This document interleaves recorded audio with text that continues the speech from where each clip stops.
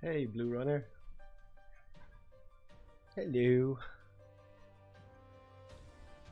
I'm just working on a video today, so I thought I might as well turn on the stream for a bit.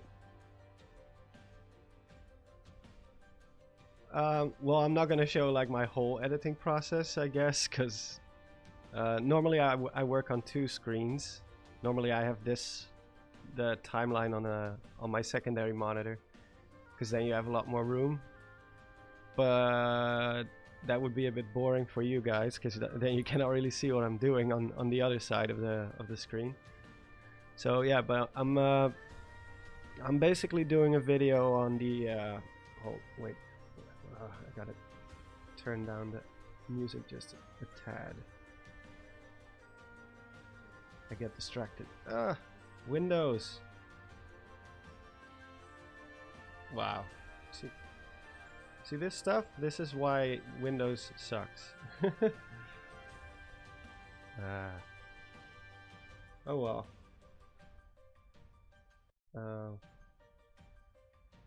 But yeah, I'm doing a video on the order of like chronological order of the two teasers combined. I'm doing fine, by the way. Hey, Clifford Longhead. Yeah, I'm doing fine. Just working on some stuff. But you know, I did the whole video back then where I pieced together the whole trailer, and I'm basically doing the same thing again, but this time the two trailers combined. It's not gonna be as pretty as the first video because there's a lot of stuff that is just, I don't know, it's very hard to give it a placement where it like flows well, because there's a lot of gameplay stuff, a lot of unrelated stuff. The new teaser doesn't really have that same flow, but this is Premiere. Thank you, Inferno. Man, I wish I could turn down my audio, but for some reason Windows is just not working with me today. Maybe I should upgrade.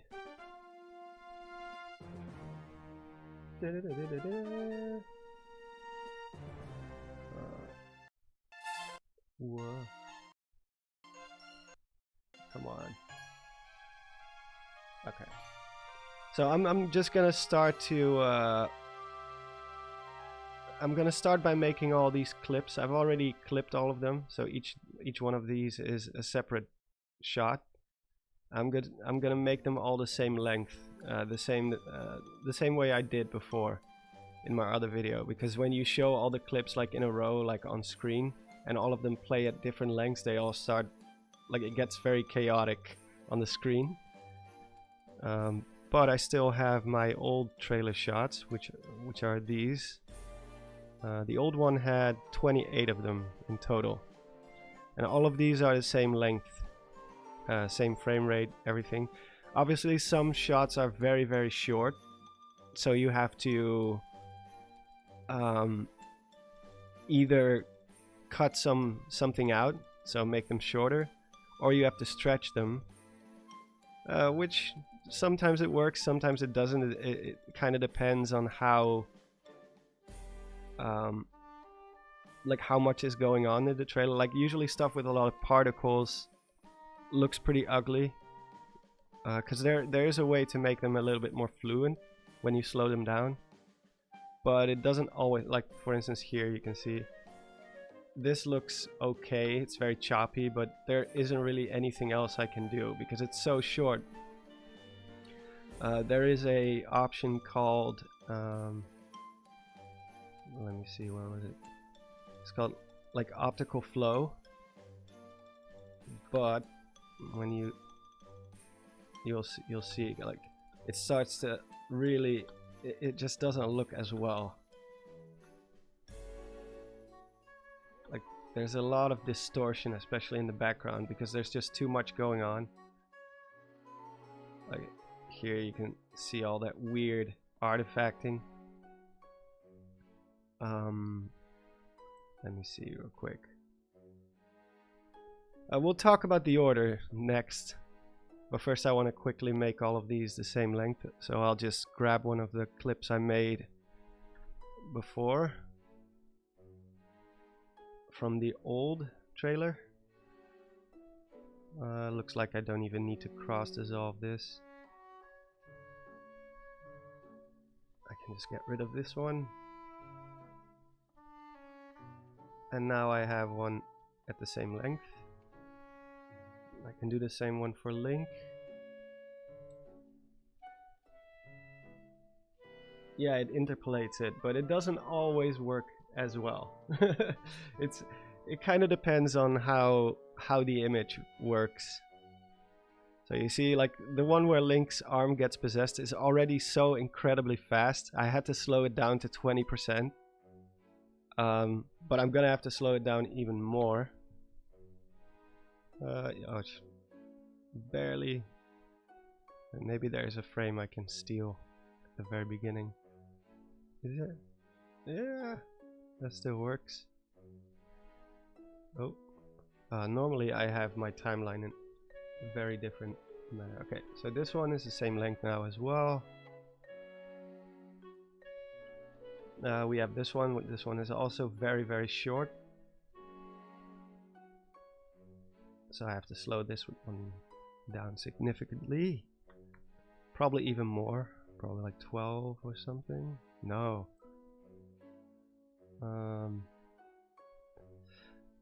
Yeah. 8.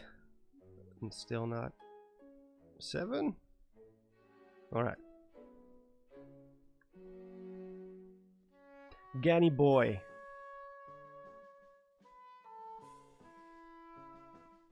Mr. Ganondorf. The only shot we have of him in the new trailer. Yeah, I'm Dutch. Indeed. So this is not gonna look very amazing, but you know, at least it's the same length as the other ones.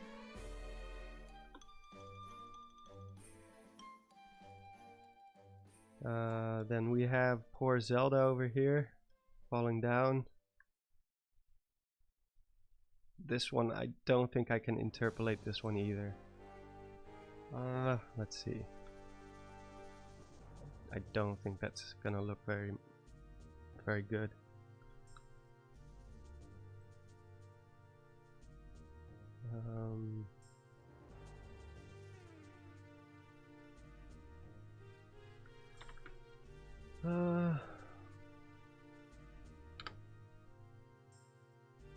Render that out. No, I'm pretty sure this is gonna. Yeah, there's this. It's not horrible, but it's not amazing either. I'll just go with the frame blending.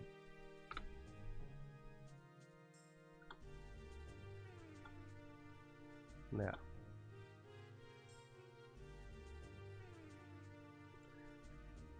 And then we have our this one I don't need to do anything because it's already very long.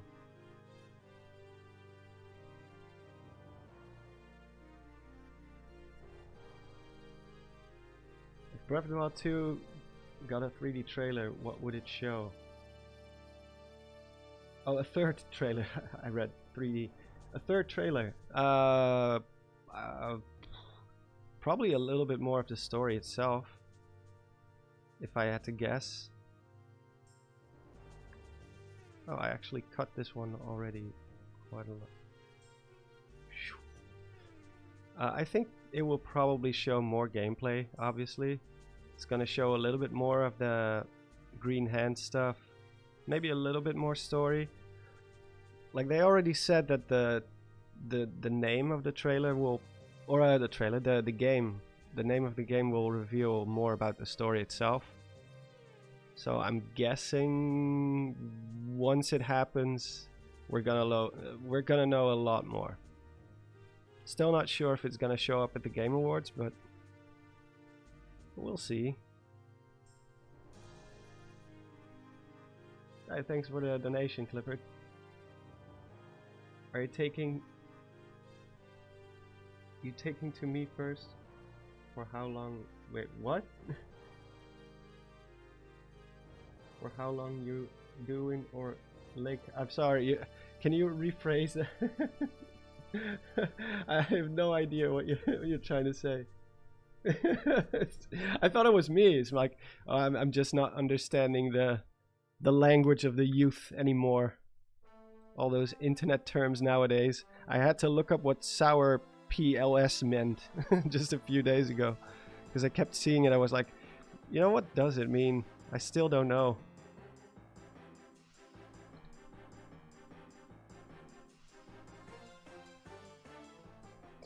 Frame blending. I think maybe I can get this one optical. Yeah. Nice. Almost done, and then we're gonna get to the order. Yeah, we definitely need a new Zelda trailer because my inspiration has been very, very low for the last few days. For the last few weeks, actually.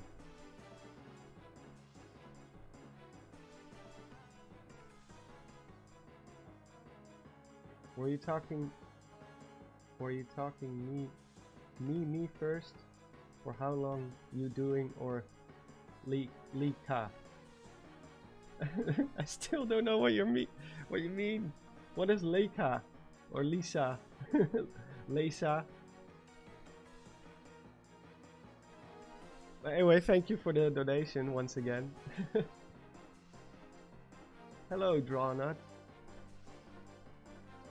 Are you winning, son? Yes. Monsters, what do you prefer between your Patreon or your YouTube membership? Because I'm thinking of switching over from Patreon. Do whatever you want, man. It's both are fine. Both are completely fine. I'm happy either way. I'm not really looking at the rates or anything like that. We have our robot friend.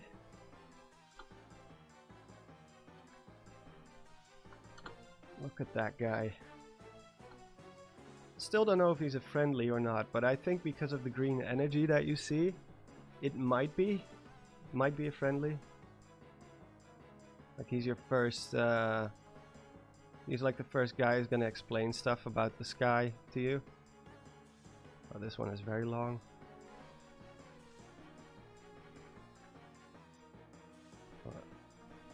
This one is already fine. This one I already slowed down quite a bit.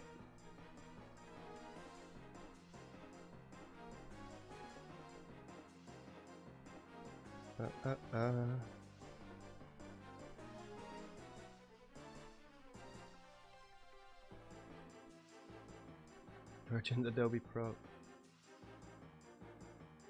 Adobe Premiere Pro is not amazing, but you know, I'm paying for the whole package. Might as well use it.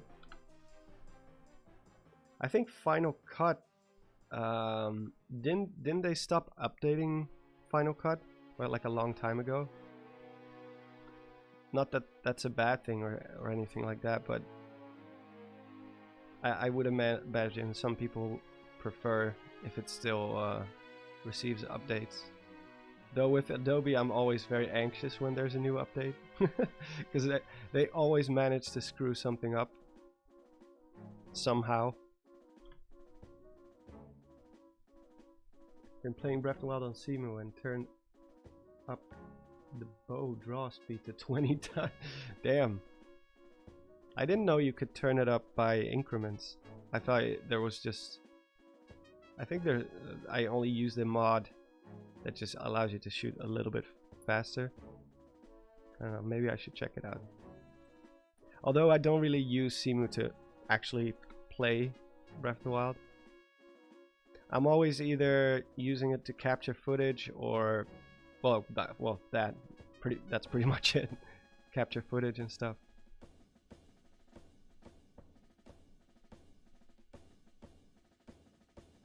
Final Cut is still being updated. Oh. Maybe I'm thinking about something else. I thought I heard the guys from Cinemassacre, you know, Angry Video Game Nerd. I think he said something about that. Said something along the lines of that they stopped providing updates and that's why he switched to Premiere. So I was like, wow, you switched to Premiere. You don't hear that a lot, people switching to Premiere. Usually it's the other way around. This one.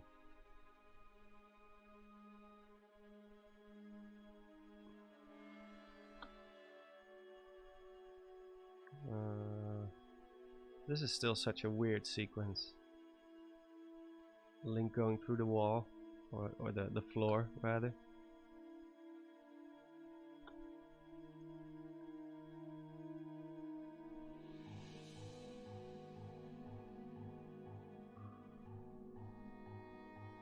Are you still doing the Skyward Sword HD review? Yeah, I will. It's just not high on my priority list right now. I don't know, I've not been feeling it that much lately to do like a whole review video. In general, I've been a little bit unmotivated, but that's mostly because we don't have a lot of new stuff to talk about. I also still have that video about the water temple I want to do. I still have... what was the other one? I forgot the other one. Oh yeah, I want to do one about ancient Hyrule. How Hyrule looked before Skyward Sword. But yeah.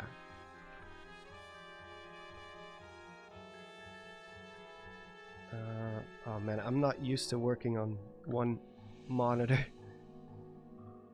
It's very very weird.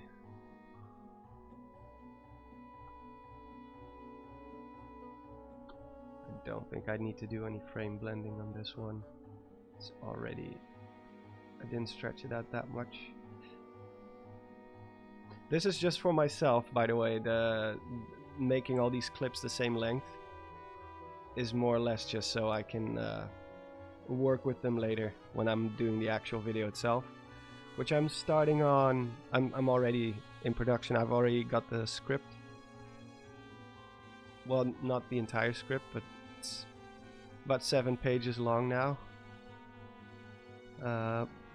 Though I'm already thinking about changing some stuff about it, and there's gonna be at least 4 more pages to it, probably.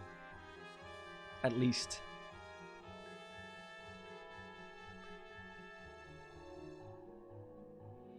Oh wait, let me switch back to chat.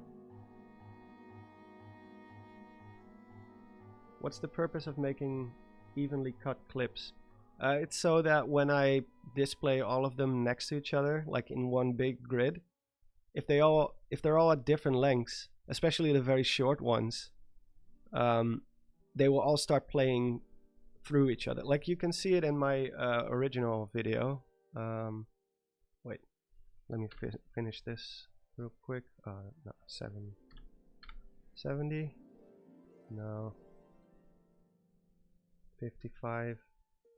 It's too much. 58. Wow, my voice is really broken today again.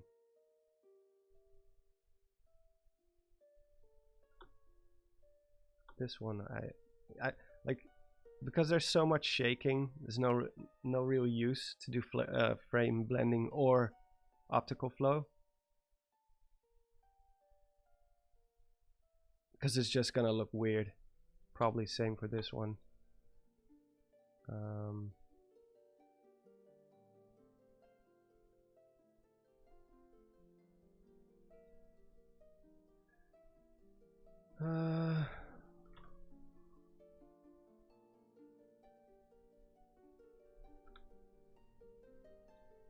Oh wait, yeah, I would show what I meant. Do I have it somewhere here? I think I do. Breath of the Wild 2 trailer. Oh, there we go. This is my original video.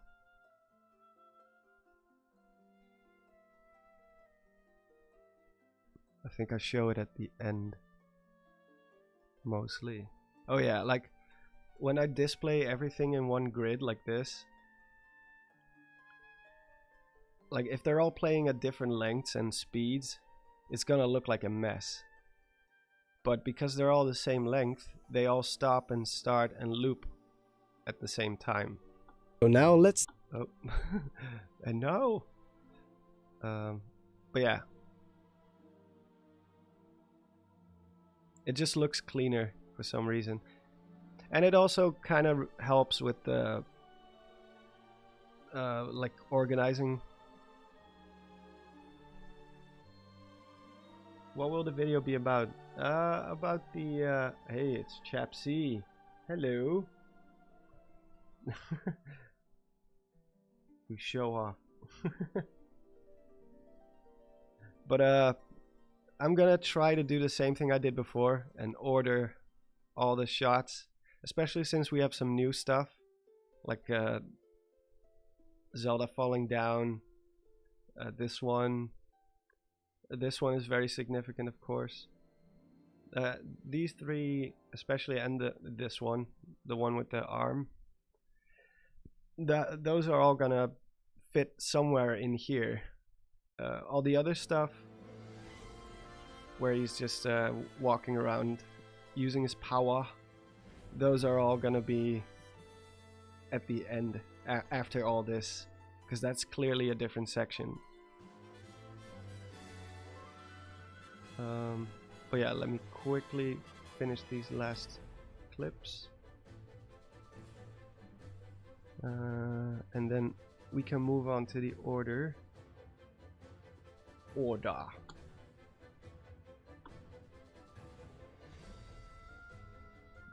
Oh, this is a good song.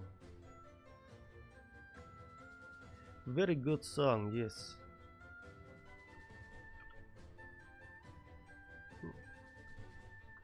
Bam. And this last one is fine the way it is.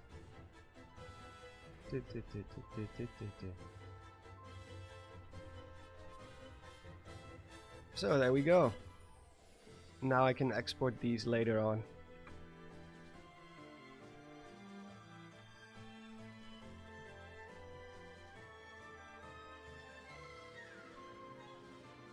Have you ever played any other Nintendo games besides Zelda? Oh yeah, for sure. A lot. I've been playing Nintendo games since well, the early 90s.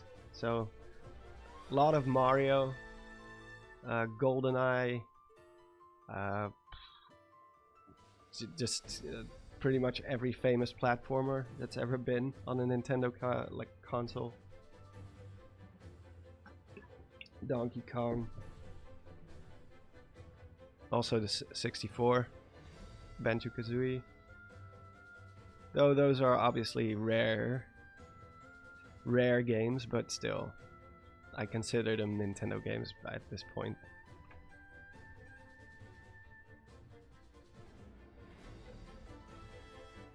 So, let me quickly grab. We can also play some Ocarina of Time later on if you guys prefer. Maybe it's a bit boring to watch me work on a video. If someone drops in and it's like, hey, you were working on a video. It's just, I'm doing research, playing Ocarina of Time. I did realize I forgot to save last time. So I have to do the Shadow Temple and the bottom of the well all over again. Not that I mind, but... Why do you hate so much of Age of Calamity? I don't hate a lot of Age of Calamity. I'm doubtful if it should be considered canon at this point. I do think there was potential for a little bit more. Like, I just don't like the whole alternate timeline stuff. I'm not a big fan of that. But that doesn't mean I don't like the game or that I didn't enjoy playing the game. When I make videos like lore mistakes in Age of Calamity, of stuff like that, that's just for fun. That's not to show that I don't like the game.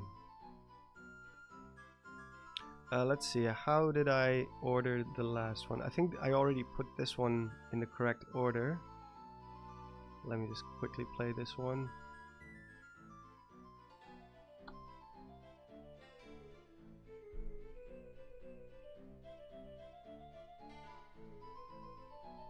From this sort of preview, about what?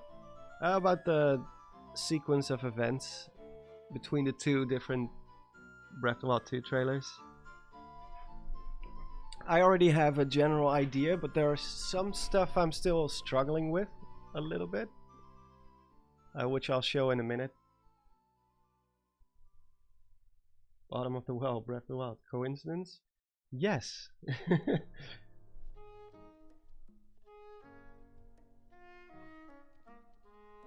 Oh, I never got around to wait, let me quickly see. Clifford, I'm sorry, I kind of forgot about your question. LECA means don't steal my line? Huh? Oh, hey Banoon. I didn't see. Sorry, if I'm working, I'm focusing on my editing. Then I don't check chat as much as when I'm playing a game, because I can autopilot a game, but I cannot really autopilot my editing in most cases. Oh yeah, wait. So let me quickly play it.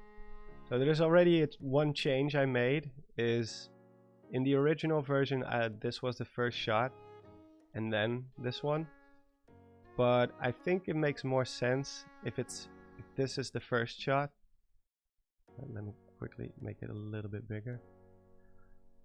I think it makes more sense if this is the first shot, because they both don't have their torches lit at this point. The ones on the animal are always lit at all times. So I think this makes more sense that it starts out with them taking a break, and that's when they go on their journey forward. You also see a lot more natural cave here, but once they start passing this point, you see a lot of architecture. So there's the wall, and then right after that is the bridge. And of course, as many people already pointed out back then, something I kind of glossed over. I said there were 3 torches here, one being held by Link, one by Zelda, and one on the animal, but you can actually see the embers here. So that second torch that he has on his side is also lit. I don't know why I missed that in my original video, but you know, mistakes were made. Oh, thank you, Ebox. Ebox64. That means a lot. How can you become a channel member? I think you just like, it's a bit similar as subscribe, right? Let me check real quick.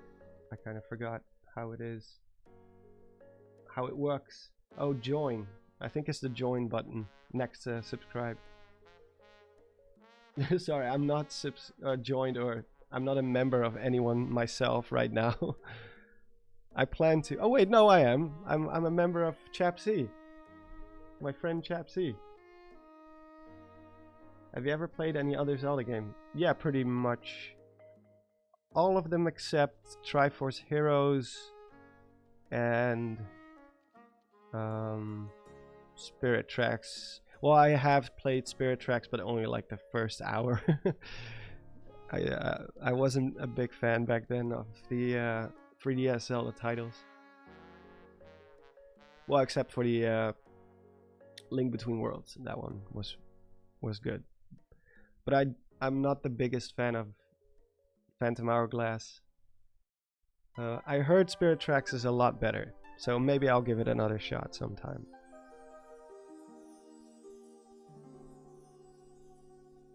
Blue Runners. You're actually my favorite YouTube YouTuber too. Oh, cool. Thanks. You have the best quality. I'm assuming quality. It's editing. Yeah, I'm not very fast. Like I'm a horrible YouTuber when it comes to the business side of it, because I don't like pressure. I don't like working on under pressure. So when something new drops, like a new trailer or something, I'm always the last to upload a new video. Like everybody's just sitting at the ready with their editing program right next to it, and they immediately start punching out videos. Especially guys like Zeltic are very fast, which is very admirable. Like how fast he is once something new drops. Commonwealth Realm also does it a lot, but I just cannot do it. I have to take the time to think about it, just chew on it for a while.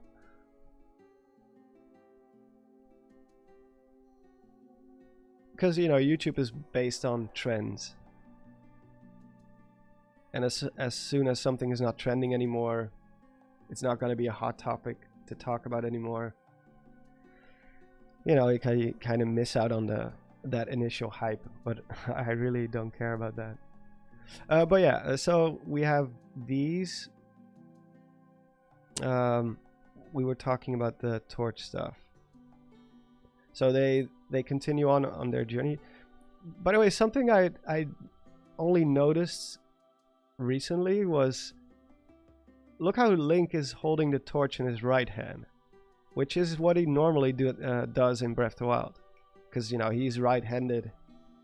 He uses all of his swords, like one-handed swords, with his right, so torches as well. But then later, for some reason, he's holding it with his left now. And he continues to do that all the way up like here too. And this is also the last time we see this torch. So I don't know why he's suddenly switched hands from holding it with his right to going to his left. I don't know, maybe he's keeping his hand at the ready to pull the Master Sword or something. And then I thought maybe they will let you carry your torch and use your sword at the same time. Because let's be honest, the torch was kind of useless as a weapon. And it was a bit annoying that you couldn't attack anyone while holding a torch. I still prefer that they put in a lantern or something, because I think it's a bit ridiculous that he's not able to climb. He's basically not able to do anything while keeping a light source with him. Do you have a face reveal? Oh yeah, many. Some streams, some couple of videos too. Not gonna lie, you make some of the most high quality, interesting videos of all the YouTubers. Well, that means a lot. That's what I do it for. I prefer to take it a little bit slower, make sure the quality is good. Doing quick videos, I've done it a couple of times, and I always felt horrible after that. But let me see real quick. Oh, so Link is finally gonna be left-handed again. Well, he kind of has to, right? Probably with his new damaged hand and stuff. My favorite video I've made. Life as a Bokoblin, obviously. That was a lot of fun to do. It's just a very hard video to replicate and do again, because you have to have a good idea. So I know people want me to do it, but I'm not going to do it until I feel like I have something new to offer. I'm not just going to repeat the same thing. But yeah, when they reach the bridge, let me quickly zoom in a bit. Like, Link no longer has his torch lit, which makes sense because he needs both hands to push the animal, because he is like trying to push the animal across, like force him across this gap here. It still has the 2 torches on it, and Zelda still has hers. And beyond this point, they only have 1 torch left. for some reason. I still don't know exactly why, but Link is no longer carrying his. Zelda has the only torch left, which is also when they see the cave painting stuff. Then they go into the room where Ganon is.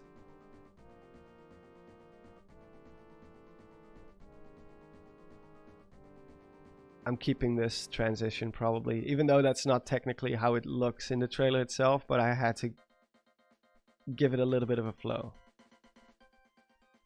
So, shoof. So at this point she's passed the torch to Link. Well, that's also when they first see Ganondorf in the distance. And you get all the close-up stuff of Ganondorf himself, the particles. Then at some point Link has passed the torch back to Zelda. Wait, why is my name Monster Maze? Monster Maze is the very first, well, it's called Monster Maze. Monster Maze 3D is considered to be the very first horror game ever made. It looks very crude. Like, it's super old. It's even before I was born. It's like from the 80s or something. Maybe even longer. But let me quickly look up a screenshot. There have been a couple of remakes of it. Monster Maze 3D. Like, it looks really, really primitive. But it's like you're inside of a maze and you're being chased by some sort of T-Rex kind of thing. Yeah, so these are the graphics. Oh, it's called 3D Monster Maze, not Monster Maze 3D. But yeah, this is some high-level graphics. This is the cover. But yeah, it's pretty funny. But I'm a big fan of horror games especially. So I thought it's a nice little homage to the first horror game ever made. Even though my channel doesn't have anything to do with horror games, generally speaking. I have one Silent Hill video, that's about it. But yeah, it's very primitive. But I specifically didn't want to have a name related to Zelda, because maybe someday I'll decide to do other games as well, focusing on the other games a little bit more as well. You know, you never know. Right now that's not on the agenda, but maybe someday. And then if you're going to be stuck with a Zelda related name, it's going to be confusing. So it's great because it fits perfectly. Monsters and mazes, dungeons. Yeah. Elden Ring. Oh, I definitely want to do Elden Ring videos. It looks so amazing. Let me see. Okay, so she has the torch at that point. Then we have that flash thing that happens and the earthquake stuff starts happening.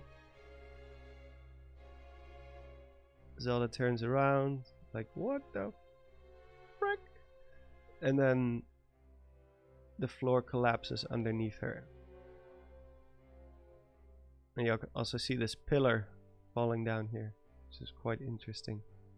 You don't see it that well in the original shot because it's very fast. Like, this is another case of where the interpolation frames are not great. You can kind of see the weird blur effect.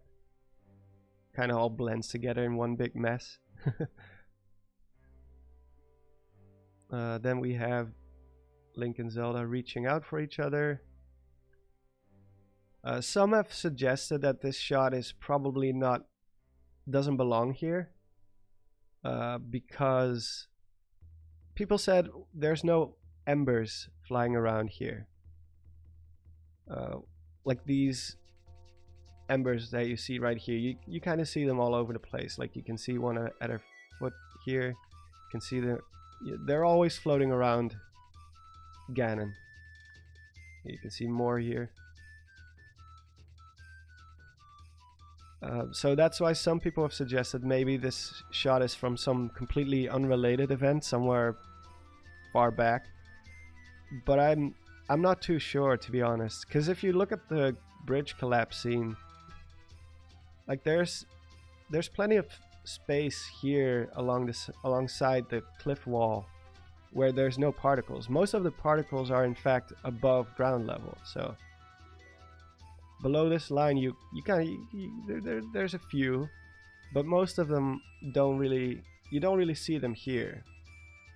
So if Zelda kind of like leapt forward to try and grab the ledge, and Link tries to reach out for her, then you would think, because it's so close up, there could be particles, but they're just off camera, you know, or a little bit higher up. That's what I think anyway. Like, it could be possible that this is completely unrelated, but if it is, then we'll never know until probably the game comes out. So since we only have one screen of Link and Zelda reaching out for each other, I'm inclined to believe that it does belong. It is related to her her falling down. Yeah, perhaps no embers in the pit. Yeah. So in that case, also, wouldn't it be a bit weird if you have two instances where Zelda needs to be pulled up by Link or saved? You also kind of see this glow here, which would match with the torch that he's holding. So if he's reaching out with his right, that means he has the torch in his left, or maybe he dropped it at this point.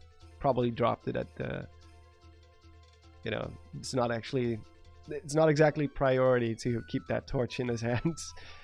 But you do see that glow here, so maybe that's from the torch. Maybe not, but I'm still keeping it where it is right now. Hello, Spirit Link. And we have Perry. Perry is back. How's the streams going, Perry? I haven't seen you stream for a while. Are you taking a break? Fitting music. But yeah, what I'm thinking is probably he does manage to grab onto her, and then at that point, when you know, because the earth is trembling, stuff is falling down, debris, all that kind of stuff, maybe he has bad footing. There's not actually not exactly a guardrail here, so I think just, you know, if someone falls down and then you grab them in midair while they're falling, obviously there's going to be a lot of force behind that. So I'm thinking once they do manage to grab onto each other, maybe because of Zelda's weight, and like I said, bad footing, debris, shaking earth, all that kind of stuff, she probably pulls him over the edge with her. At which point the green arm thingy is like, nope. Like, he tries to save her, but we already know now that that's not gonna be successful. So I think at this point, so I'll just make the first cut real quick right here. I think this is also around the time that Zelda falls down, because, you know, now you have two people dangling over the edge, pretty much. I think the force of it all, like, they probably just lose grip. They're not able to hold on to each other. So I think that's where this shot comes in. Let me see. This one.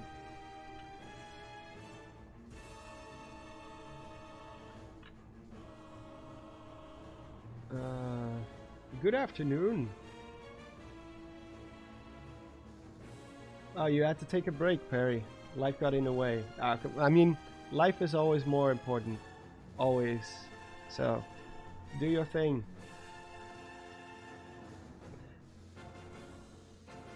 But yeah, I think at this point is when she falls down.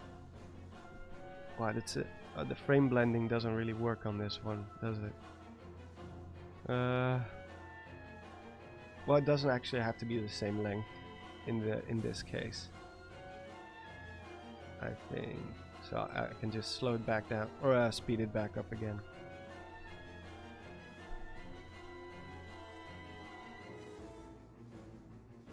Frame sampling.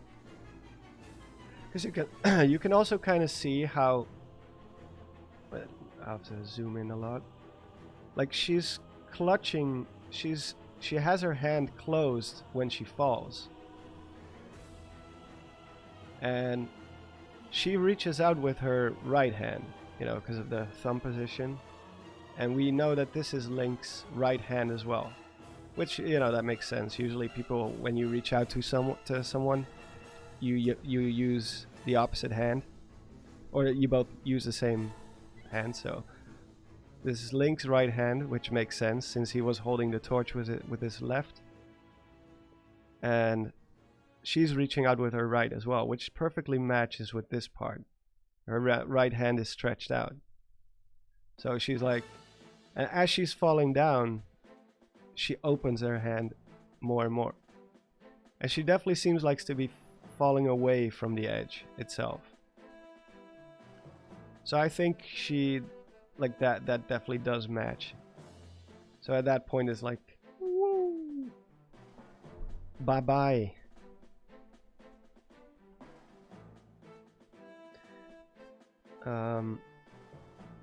And obviously because the hand wow, that's a horrible frame. Because the hand like latches onto Link, obviously it has to let go of Ganondorf, who then springs to life. Oh god, my tools. Normally they're like on the other screen. There we go. So yeah.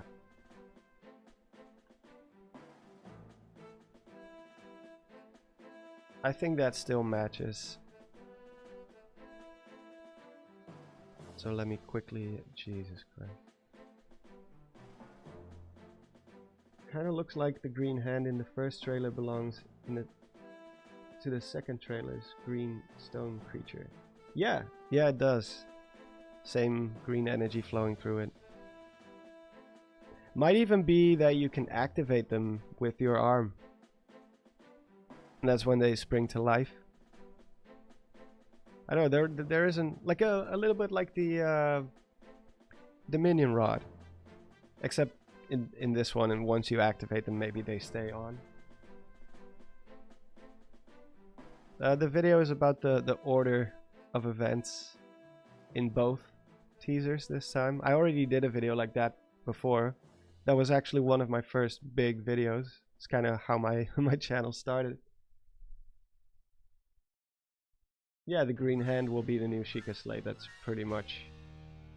I'm pretty sure that's the case at this point. Because we already see it, Link using the... where is it? This one. Like he's using his hand to... like in a similar way like he did with the Sheikah Slate before. So that's not really... there's no question about it. For me at least. But there was one part where I kind of got stuck when it came to ordering all the events, which we'll come to very soon. For after this one, I think I put this one, the one where the malice kind of builds up. I think that one fits once he wakes up. Maybe put a little bit of a cross dissolve on it. Where are my effects now? Everything is in different places. Yeah, like malice builds up. And then I put this one.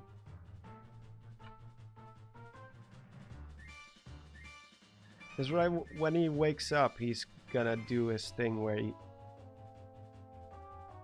know, the malice starts bursting out into the room, and that kind of does fit with this one. Like he's reaching up to the ceiling, So I think that might be related to that. I will cheat a little bit because I will put a little effect in front of it to make it look nicer. This one can also speed up a little bit. Wow, it's really slow. Damn. I think 50 maybe. No, that's too little.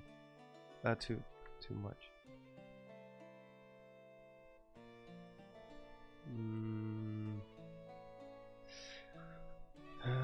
20 maybe.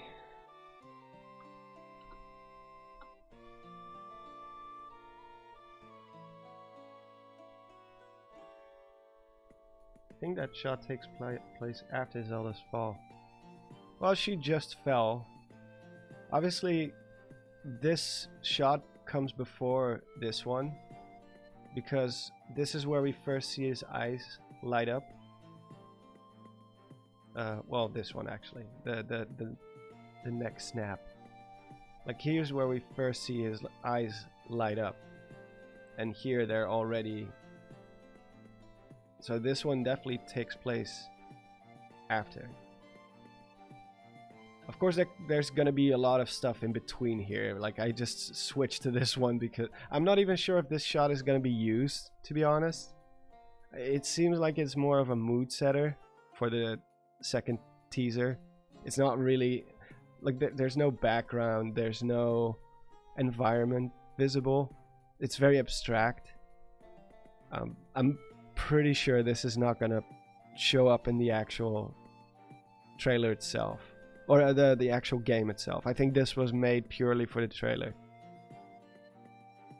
Like it doesn't really have to do anything with the overall flow. Just some malice creeping up from the corner of the screen. I know this is unrelated, but I got the job I applied for, and I start instruction today. Well, congratulations. Very nice. Very, very nice. I hope you'll do well. I'm pretty sure you will. Always nice to that first moment of starting a new job can be very exciting. Monsters, do you think that there will be more Breath of the Wild 2 news at the Game Awards? I'd say it's about 50-50. We've been burned before with the Game Awards, especially last year. But on the other hand, Breath of the Wild does have a track record at the Game Awards. You know, after the teaser, the very first teaser in 2014, that same year is when we got that gameplay demonstration at the Game Awards. We had the Life in Ruins trailer also at the Game Awards, if I recall correctly. We had another gameplay demonstration with Bill Trinan at the Game Awards. And then there was, I think they skipped 2016 because the game was already coming out in March of 2017, so they saved the last trailer for the Nintendo Direct, which makes sense. But then they revealed the what was it, the Champion's Ballad at the Game Awards. So, you know, yeah, there's definitely a history there of them showing stuff at the Game Awards when it came to Breath of the Wild. And of course, Metroid Dread is out now. Pokemon is still on the way, but they already kind of showed quite a lot about that game. So if there's any time they would do it, it's now. The only reason I'm doubtful, where I'm like 50-50 about it, is because there's also usually a Nintendo Direct at the very beginning of the year, usually in January or February.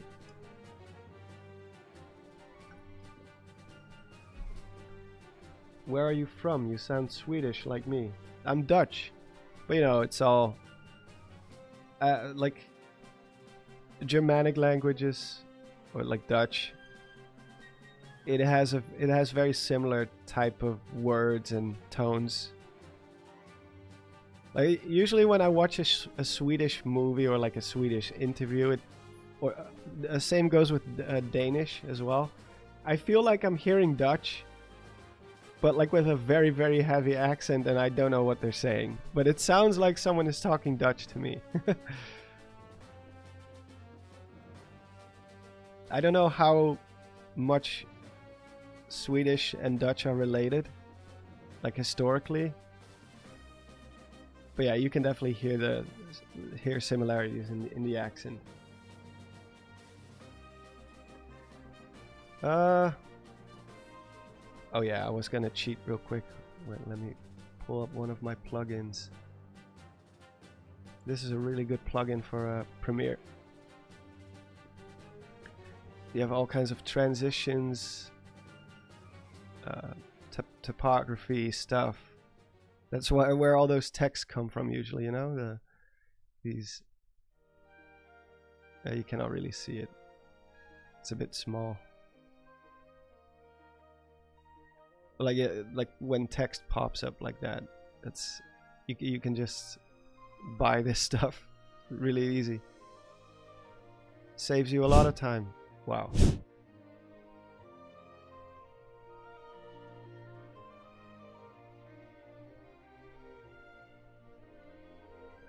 But yeah, now it's like you have a little screen pan. I think that looks pretty cool. Actually, this one should be way faster now that I think about it. Only 12.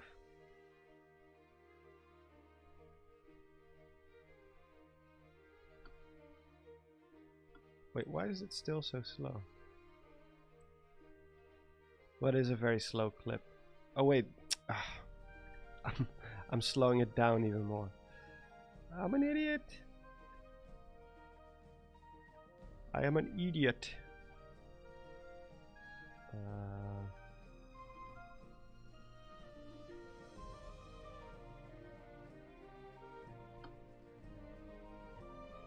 Well, that looks pretty good.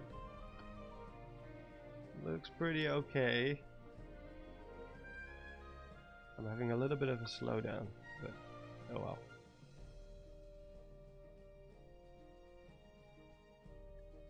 So I guess after that happens is when Link also gets attacked.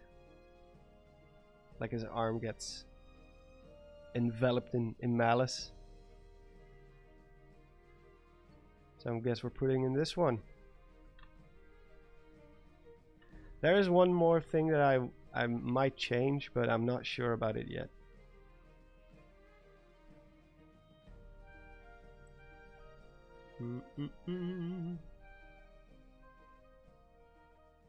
The way you say some things are just lovely. Well, that's good to hear. I always try to suppress my accent as much as possible when I do the voiceover of my videos. Oh, goodbye, Jack. Thanks for dropping by. When a Dutch person hears another Dutch person speak English, they instantly know. Yeah, it's the harshness of the Dutch language that always shines through. The O, the harder, and the S. So where I am from, we talk English like this. We also don't say this, we say this. Well, not every Dutch person talks like that, but obviously, but you know, it does happen sometimes.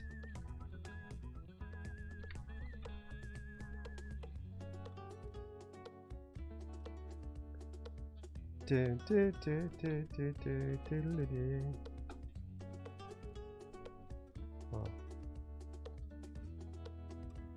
Yeah, okay.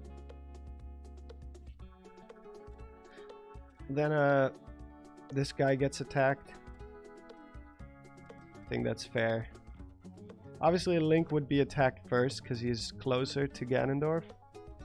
Like, he seems to be on the other side of the room, near the stairs, like the entrance to the cave. Obviously we didn't have this shot when I did my first chronology video. So I think this one fits in pretty well.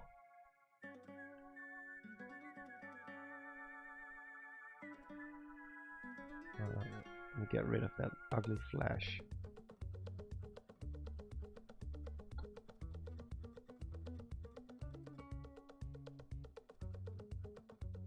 And then we have this one. This is where it's gonna get tricky. What's my favorite Zelda song?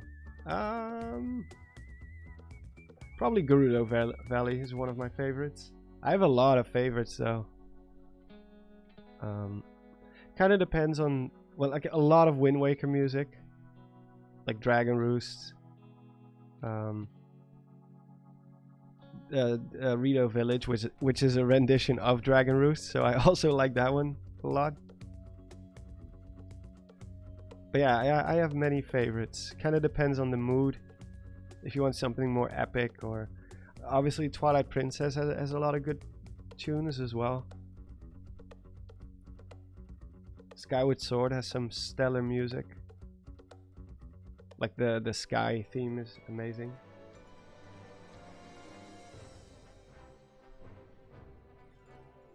That was Gerudo Valley, or it's just some remix of it. I don't know which game it's from. I can check real quick. Because it's just a playlist. Let me see. Is it from oh, it's from Cadence of Hyrule. So Cadence of Hyrule, Crypt of the Necro Dancer, featuring The Legend of Zelda. That explains why it's... Because I don't remember Gerudo Valley sounding so funky. But yeah, it's that one. Let's see, where were we? Oh yeah. This guy gets a handful of malice.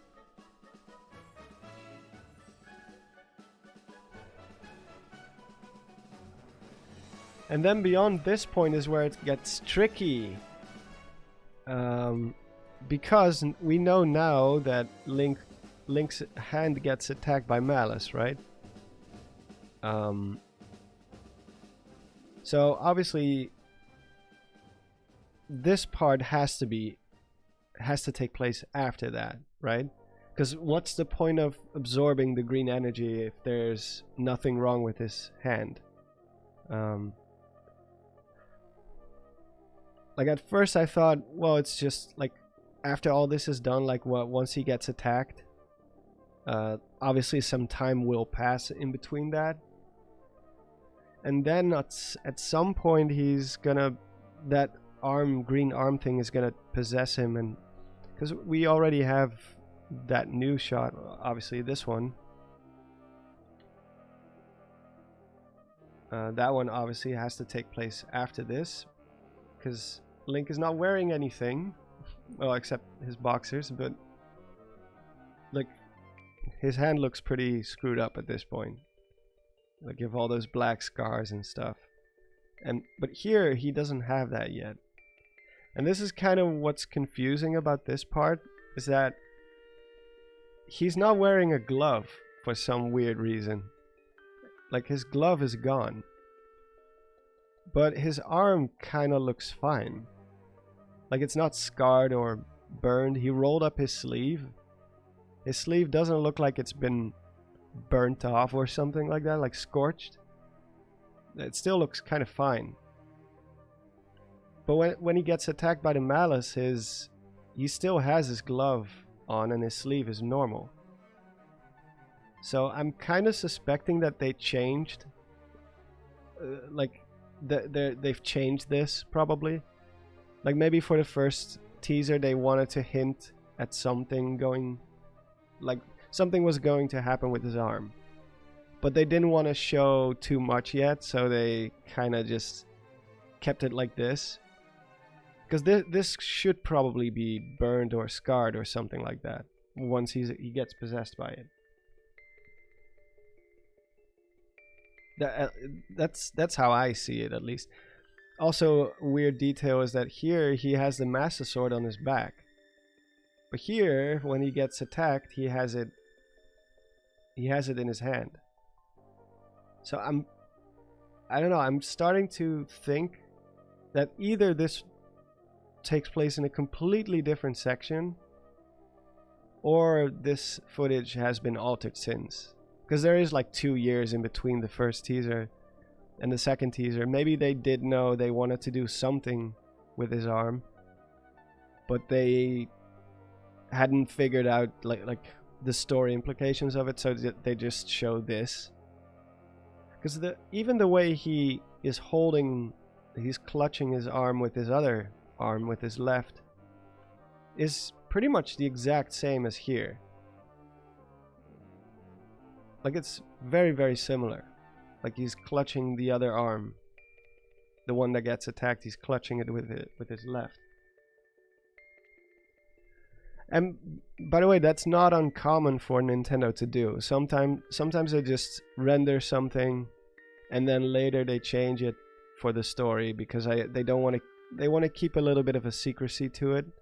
So that would explain why all of a sudden he doesn't have a glove on and why his sleeve is like rolled up. And also we know that he's gonna end up without his clothing. Like, his clothing is gonna be gone for some reason. But yeah, this looks completely different than it does here. Here it really looks like his hand is reasonably fine. It's just glowing from the energy.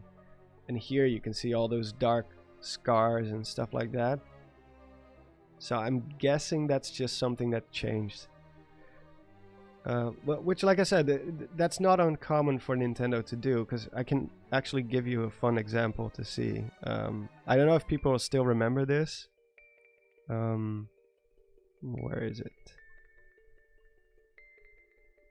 Like, they can be very sneaky with that kind of stuff. Oh yeah, here. Like, remember this one? Remember this trailer from Age of Calamity,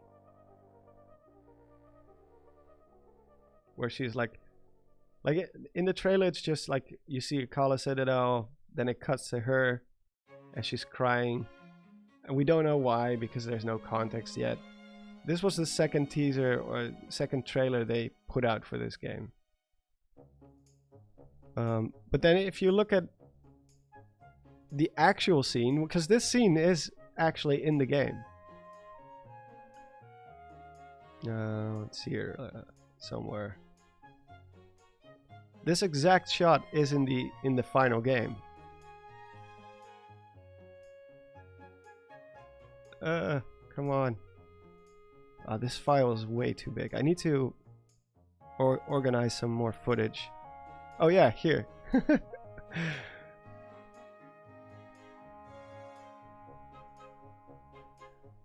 Look, they just completely edited out Terrico for the trailer. They just see, this is the original. This is the. They also kind of changed the cloud pattern a little bit. That's pretty much the only difference.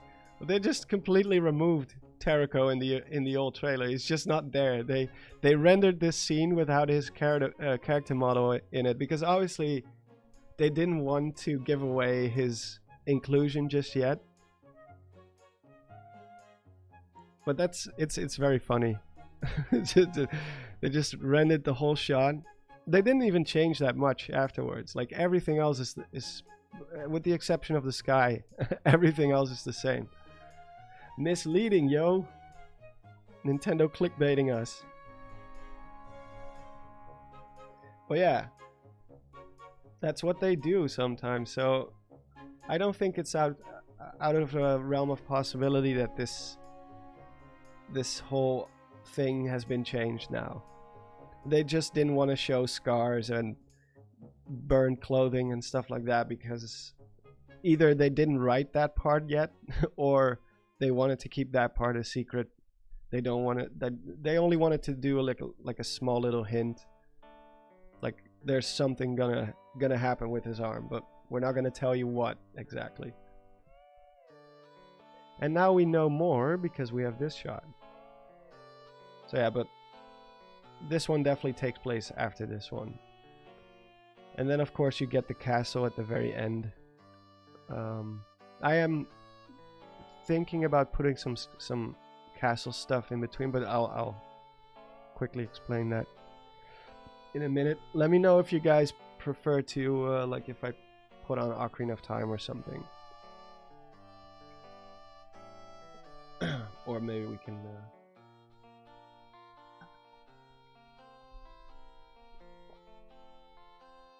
so what video am I making? A video where I try to piece together the chronological order of both of the trailers for Breath of the Wild 2, like combined together. I already did one before for the 2019 trailer, and I don't know, I figured maybe it's fun to at least try to come up with a little bit of a chronological order. But this part is by far the hardest, because this is all story. The rest is mostly gameplay, and you can kind of, you can kind of guess which parts take place first. Like, for instance, I'm pretty sure this shot is one of, if not the first time he enters the sky, because he has no weapons at all. He also has sandals on, but then later he suddenly has a shield. He has a bow. He has those new boots, so he's not wearing the sandals anymore, and also some trousers. So this is, you already know this is gonna be after this. And then you have some shots where he's let me see, like in this one he only has a bow. So this one does take place after this one, because here he has nothing. He's completely blank at this point. Yet here he, like, I don't know if there's any other close-ups. Like here he definitely does have a bow. He doesn't, I don't know if he has a sword as well. Maybe he does. Yeah, I think maybe he does have a sword. Not 100% sure, but he doesn't have the shield yet here. That new shield with the eye symbol on it. So that's probably also pretty early on, before he finds the shield. So anywhere where he does have the shield probably takes place after that. And then of course you have all the shots on the all the footage from the surface, and he has his champion's tunic back. He has a different shield. He has a traveler's bow, whereas the other bow is a completely new bow. This bow is not in the this bow is not in Breath of the Wild. It kind of looks like an eagle's bow, or not the eagle's bow, the smaller variant of it. What is it called? Swallow bow. But it's not. I've checked it out. I cannot find any bow that looks like this. So this is a completely new bow. It's a completely new shield. On the surface he does have his champion's tunic back. So I'm guessing this probably takes place later. He does have the hand thingy. He has the traveler's bow, and he has a traveler's shield. And then of course you have that very last one. Yeah, this one. Here he has that dragon thing. So this is probably later. This is probably the last shot in the trailer, chronologically speaking. Because it doesn't seem like this dragon head thing you can get that very, like, right away. Like it's like an upgrade for your shield. It's attached to your shield. He does have the traveler's sword again, and the bow. So here he's like, he has the highest amount of equipment here. So I'm guessing this is probably at the end. After this song, can you play The Dark World? Well, it's a playlist, so I'd have to see if it's there somewhere. Besides, Song of Storms is hype. Really hype. Really hype song. I can't believe I'm still... I took a little bit of a break from Breath of the Wild 2 stuff. That's why I did so many Ocarina of Time theory videos lately, because I was kind of tired of talking about Breath of the Wild, and Breath of the Wild 2 rather.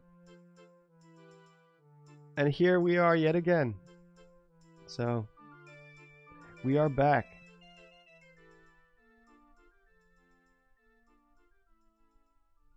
back in action. It's not really a problem for me though.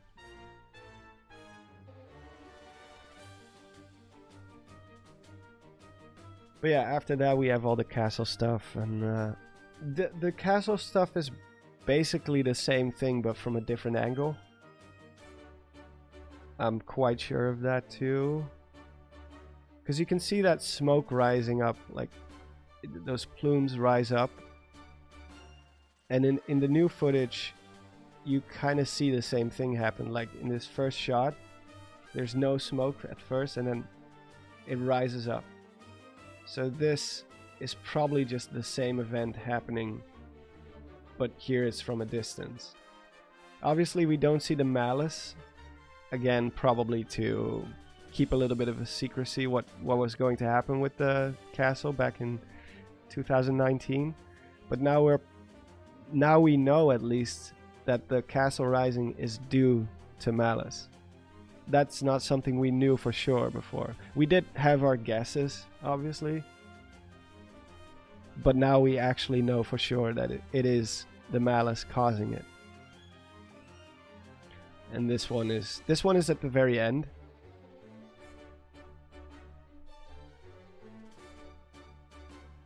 Looking forward to watching this later tonight. Or you can also just watch the whole video when it's done. Whatever you want. The actual video will be up probably at the end of this week. I'm gonna do my best. Kind of depends on my corporate stuff, if I can get everything done in time. And who is texting me? Oh, it's an email. Not interesting. Yeah, I'm also excited to play this game. But something I also noticed is that it's pretty interesting how they managed to match the position of the sun with the first trailer. Like in the first one, it's also about close to sunset, and then that final shot in the new trailer, it is sunset. It's about in the same position. Obviously, a little bit of time has passed since then, since the castle started rising, and here it seems to have stopped. It's just floating there. So that was pretty interesting how they managed to match that sun position. And obviously it's darker closer to the castle, so that I'm guessing that's the reason why it's more cloudy and dark in the shots up close, because that happens in Breath of the Wild too. Once you get close to Hyrule Castle, like, it gets darker, even if it's broad daylight.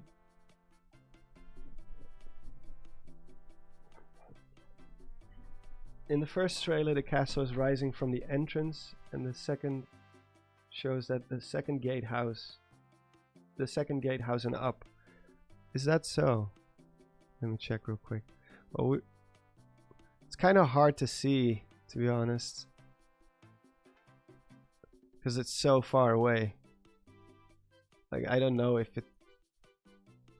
that is the case. But again, that could be something that has changed. I'm not even sure if this is going to be in the final game, this shot. That may have been replaced at this point. Because like I said, this seems to be the exact same event happening, but from a different angle. And I don't really see them reusing the same shot again, because it's also a pretty long shot. I've stretched it out. Long shot. But like the original, it takes a very long time. But I never actually noticed that it kind of keels to the side when that first shockwave happens. Like, it goes down a bit first and then it starts rising. Yeah, that's interesting. Never knew that.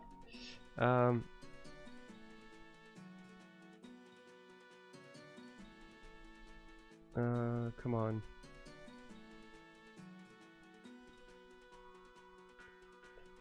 But yeah, I think the whole castle stuff is just the same thing from a different angle. So yeah. Let me see real quick.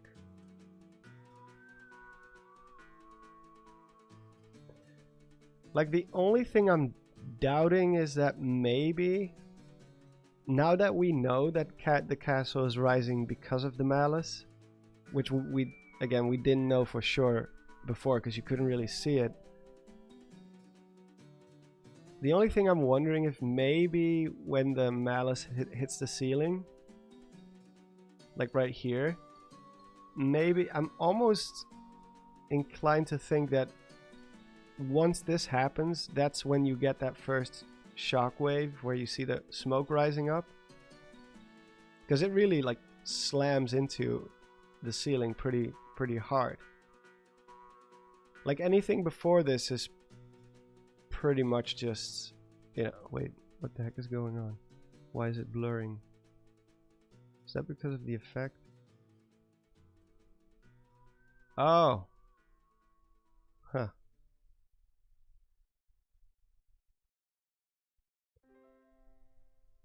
So there might be moments where the camera cuts away from the whole stuff that's happening in the cave, and then, oh, still have those.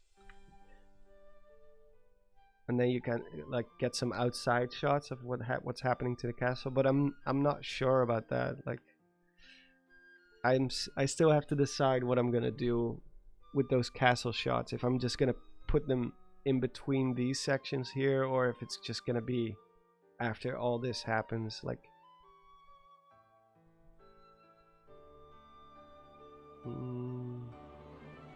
I hope you can explore more of the border of the world.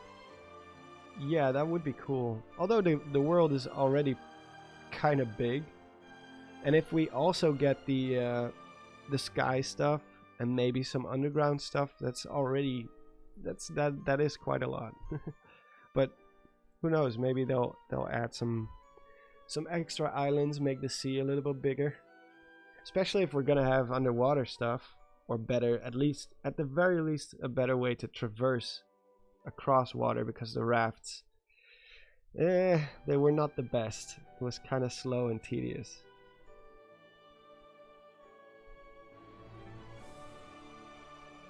If it doesn't appear at the Game Awards, it's delayed to 2023.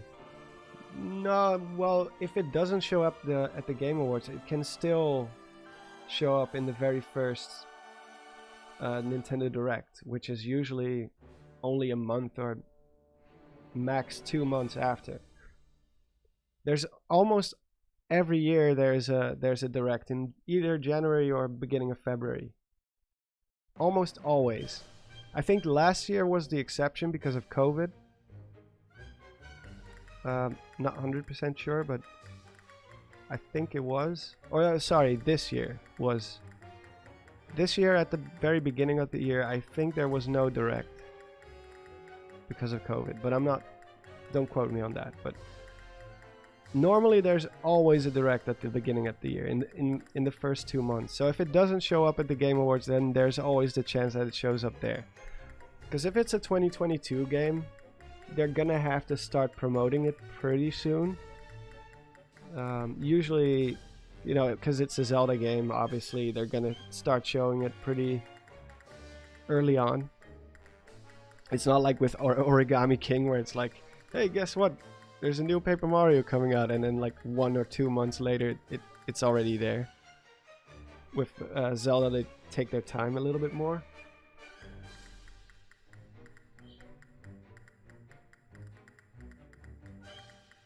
That's kind of how they roll. Even Metroid Dread didn't get that much of a... Like, it got revealed at E3, right? It came out 4 months later. So yeah. But with Breath of the Wild, we all know how long it took for them. Like, how much time it took from reveal to end product. So I'm pretty sure they're gonna be showing it pretty soon. We're not gonna have to wait another year again. I'm doing good, AT. How about you? But yeah, I think I'll just finish this one up soon. Yeah, I think I can manage the rest of this video on my own. I can actually put on Ocarina of Time for a little bit, I guess. Let me just save the project. Was there anything else I needed to show? I don't think so. Like after this, I'm gonna be mostly doing effects and stuff. And that's, trust me, that's not really interesting to watch. That takes a long time. Some 3D stuff.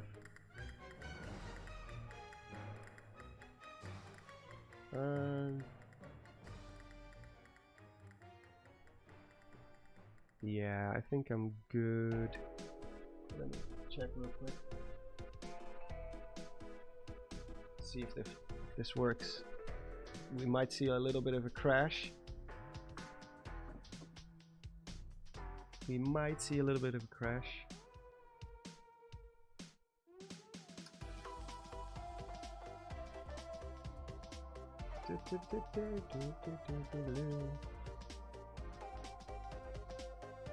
There we go.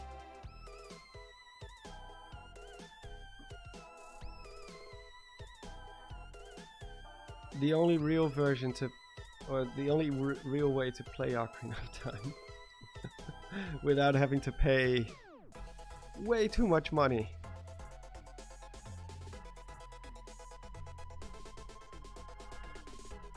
Next time I'll do a stream, I'll show you guys my very first Zelda animation I ever did, or at least the first one that I put online and got a bit of traction. I did do another one before that, but that's like when you're still in the learning process. I'll turn on the should I turn on the game's audio, or should I just let the background music play? I'm not too sure.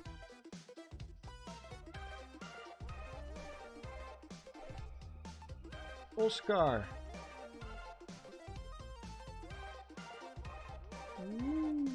Game audio, okay. Hold on. Then I have to switch to my other capture device.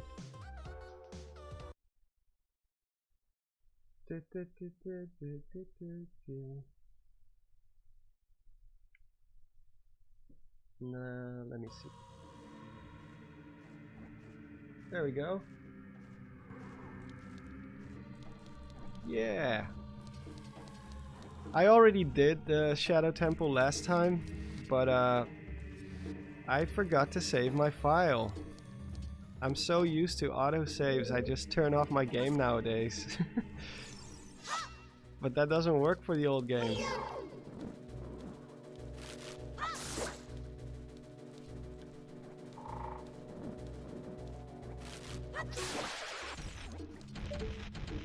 Look at these graphics. Now that is spooky. Well, actually it is kind of spooky. I mean, it's a bit of a shame they removed all the blood in the 3DS remake. It kind of ruins the mood of the place. Everything else looks way better, obviously. I actually think the 3DS remake is really good. Of Ocarina of Time, that is. Majora's Mask, I'm not sure. I haven't played it yet. Some people are saying they kind of butchered it. Ow. I think it's that way.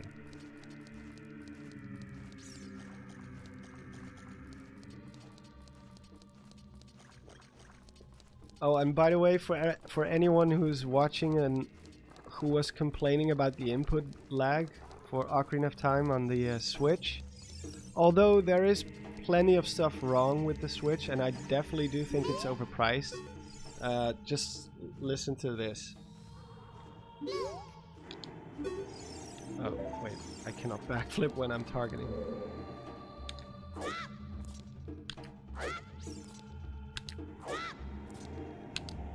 That's how much input delay there is.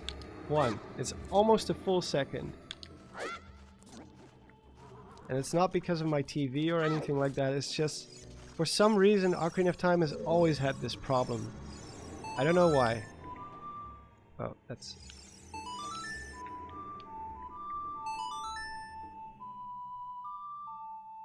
Can you go find the green goo? Yeah, sure. Yeah, that input lag is horrible. So, I know it's popular to shit on Nintendo Switch Online. And for good reasons in some cases. Nintendo should do a little bit better. But there's also a lot of stuff that's just not true. Or at the very least, it's something that has always existed. It's a problem that's always been. I don't know why, because apparently it's not the same for all games on the Switch. I heard Mario Kart and stuff run fine. In fact, most of the games run fine. It's just Ocarina of Time.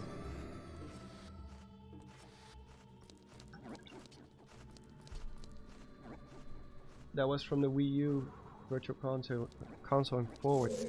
What about the Collector's Edition on the GameCube? Didn't that one also have problems? Or?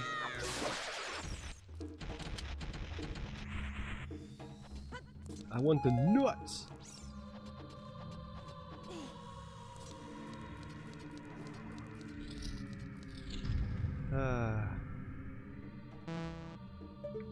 This is comforting. We already did this on the last stream.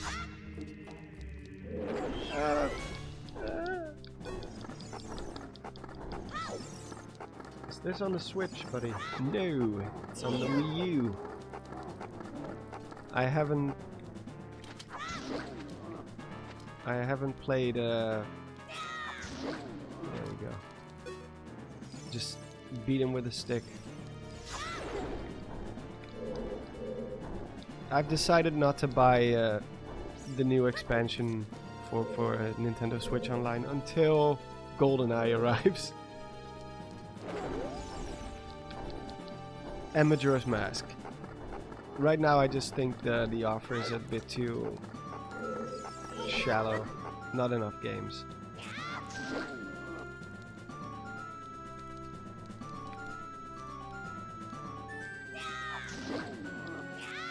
Oh, he's gonna dig himself in. But yeah, this is definitely not the best way to play Ocarina of Time. Because you have the input lag, and the Pro Controller for the Wii U is not a very good controller for these games. Especially because of the C-Stick. The C-Stick just sucks. Playing a song on the Ocarina, I make so many mistakes just because it doesn't register the direction of the stick correctly. Could also be that my Pro Controller, it is a bit old, but still. I didn't really have problems with Smash 4. Smash Brothers Wii U. Oh yeah, wait, I gotta mash. Or else it's never gonna let me go. Carico best boy. When I was young, I hated this boss. I think a lot of people did. It just comes out of the blue.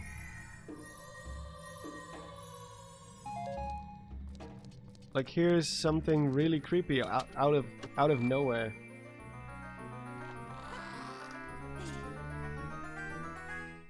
Dead End's never gonna give you up. He's definitely never gonna give me up. Never gonna let me down.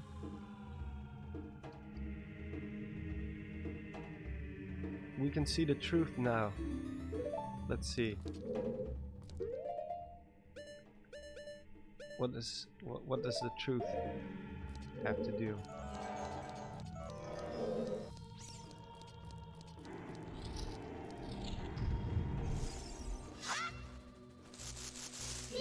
Like, you activate the lens of truth, and it just says Epstein didn't kill himself.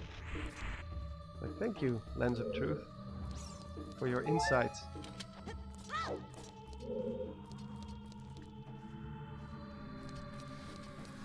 Hey, Urbosa. What's up? When you try to slash one of them, it grabs you. Yeah, there is a way to attack them and they go back into the ground, but they do regenerate, so they come back at some point. And you have to get grabbed, I think, or maybe when you beat all of them, it does. He does come out. Oh yeah, you guys wanted me to go down, right? Yeah, I know. You don't have to say that every time. Wait, let me first.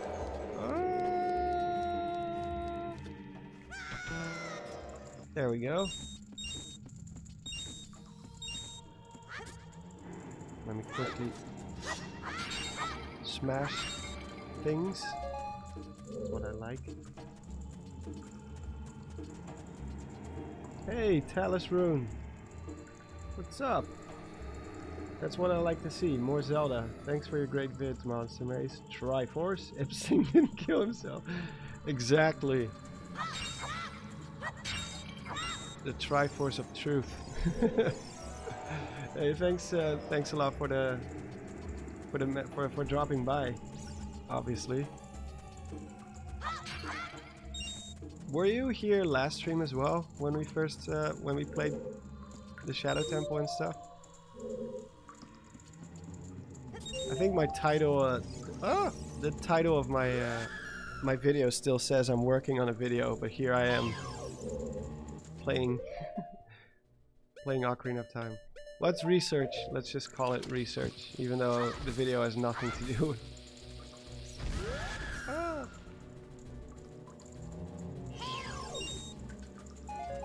Nothing to do with Ocarina of Time. Yeah.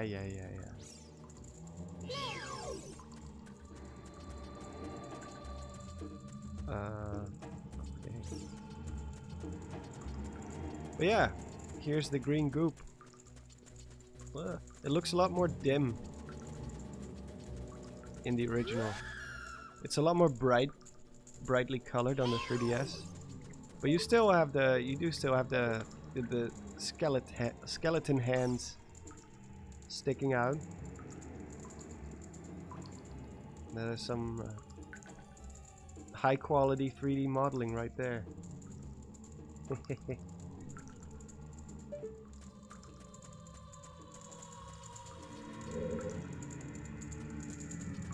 You could be working on a Let's Play video. Exactly. Let's just say that.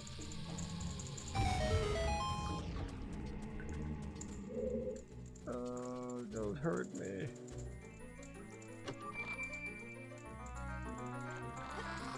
In this version it looks more ominous. Yeah. Someone made a... I think it was a texture pack for the 3DS version. In that one, the bottom of the well looks really good. Really scary. The lighting is way better. Oh, there we go again. But I do have to say, in terms of details, the 3DS version is way better. Like, for sure.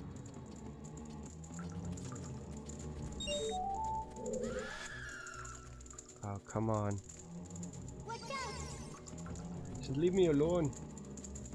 Narrow's texture pack. I have seen that one. Narrow's awesome, but it's not from him. It's, I think, Ocarina of Time 3D in 4K, it's called. It's still work in progress, as far as I know. I haven't tried it yet, but I saw the trailer for it, and it looked really good. Let's hope Nintendo doesn't shut it down.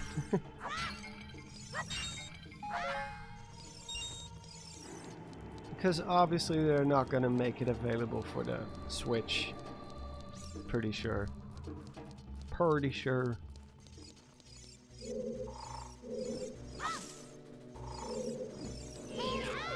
Oh, okay, I got past him, at least. Saves me some time.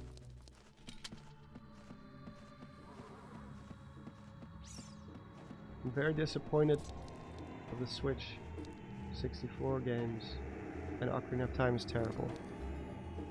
Well, Banoon, that's like your opinion, man. No, I'm sure I haven't played it, so I don't really have an opinion. All I know is that the input lag stuff is not new to the Switch version. And obviously they did add online to some of those games, which is really awesome. Like, as soon as they put out like GoldenEye with online multiplayer, I'm definitely buying it. But right now, I don't really see a reason. It's not enough games. I can play Ocarina of Time on my Wii U, so what's the point? Star Fox maybe, but I'm not gonna buy it for one single game. Mario Kart 64, yeah, I mean, I'm pretty sure it's nostalgic for people, but why would you play it if you have the latest Mario Kart, which is an amazing game? Thank you, Talus Rune. Thanks for the donation. You're a champ as well. You've been one of my supporters for quite a long time. Like, pretty damn long. What am I? Oh yeah, that's what I was supposed to do. I'm autopiloting again.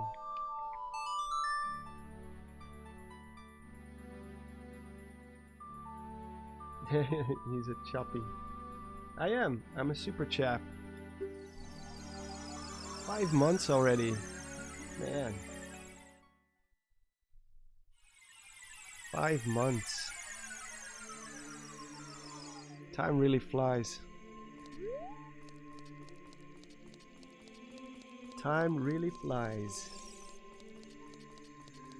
Star Fox needs a reboot. Yeah. Well, I wouldn't say reboot necessarily, but just make a new game.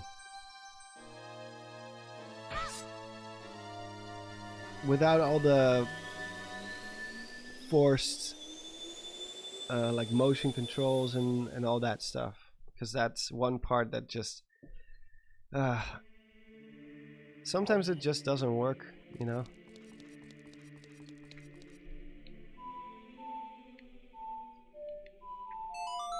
There we go. It's not just the lag, it's the problem that some visuals have been redone. Yeah, there's definitely some like the fog stuff you mean.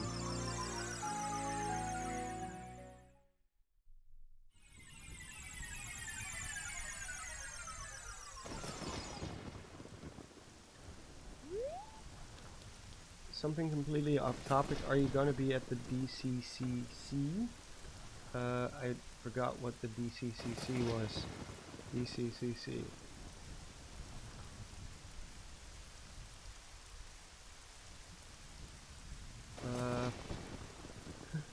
I don't know what that is. The Democratic Congressional Campaign Committee? Yes, I will definitely be there.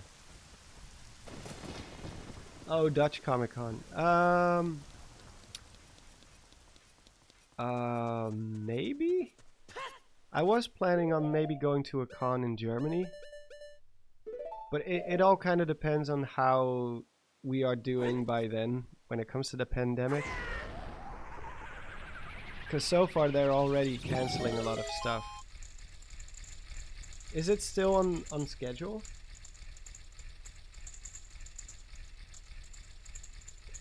Nintendo always could have done better when it comes to their legacy games. That's something they've continued to do for a long time. Let's just put it that way. They're just not very good at preserving their games. Fans do a better job at it, but then they don't get any money for it, so, you know.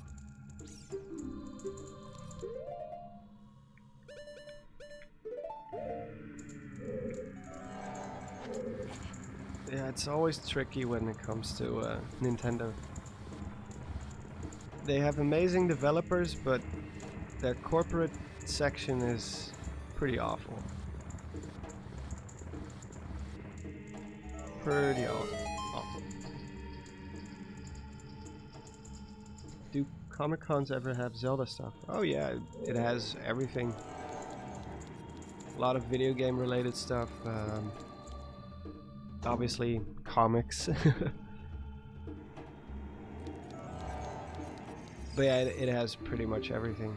Most of those cons do. Even some of those medieval cons that are mostly centered around like just dressing up in medieval clothing and stuff. Even those, I still see master swords being sold and sometimes even cosplayed.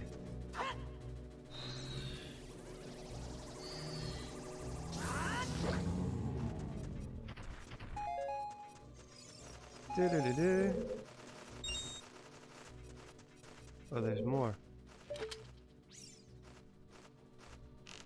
Oh yeah, aiming is also kind of a nightmare on the with the Pro Controller, the Wii U Pro Controller.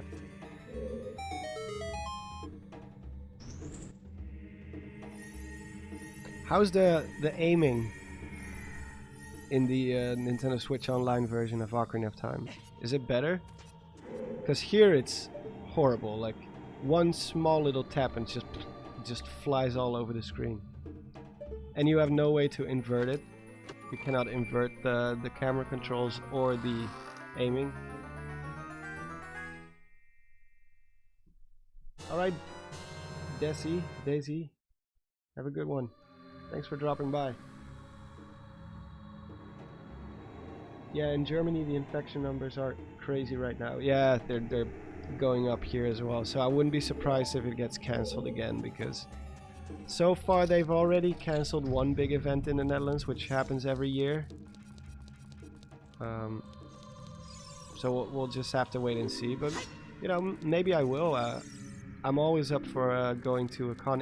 It's not like I'm afraid of getting infected, because you know I've been vaccinated, so I should be fine. It's just we'll just have to wait and see if they actually go through with it.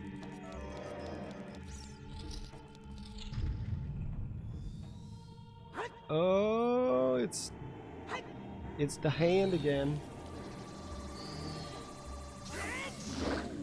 Let's see if I can kill all of the hands. Maybe then he will not show up anymore, or maybe he will. Maybe he'll come out of the ground without me getting gripped. Yeah, there we go. So he does come out when you kill all of his hands. Oh, well, yeah, they do regenerate pretty quickly. Oh no! Oh god! Ah! He almost got me.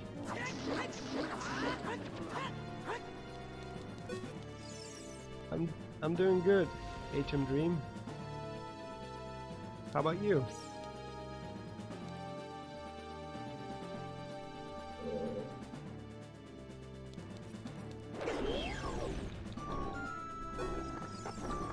Mash, mash, mash, mash. Nothing, just playing some Ocarina of Time. I was just working on a video before this, but I'm kind of done with that for now.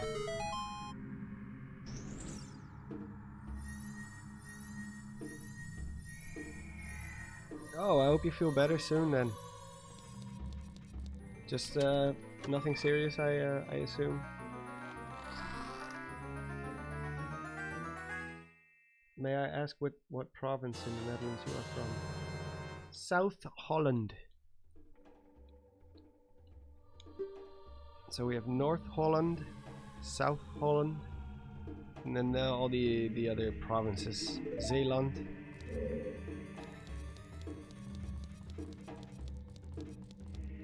That's why a lot of people usually confuse Holland with the Netherlands, which is the actual name of the country, but many people just say Holland, even though Holland is only made up of two provinces.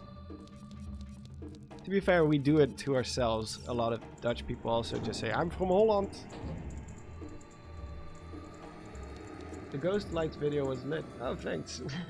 It was literally and figuratively lit.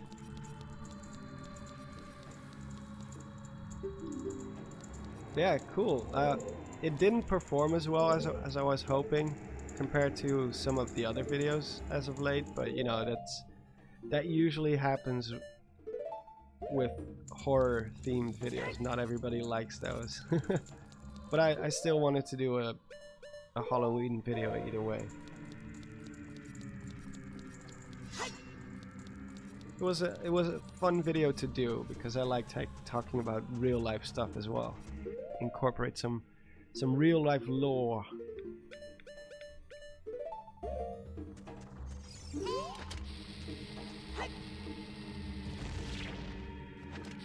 And Japanese mythology is just very interesting as well. Oh. Glad you got my dad joke. Of course. I might not be a dad, but I could, with my age, I could have easily been a dad at this point.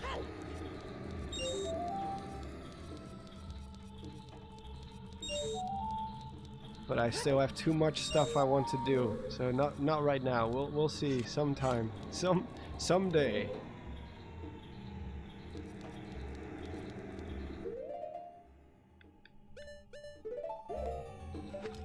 I'm not gonna rush anything.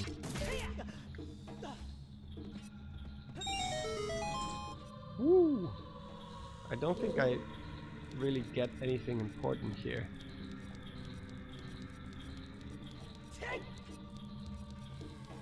Right? Or is there a key here? Maybe there is.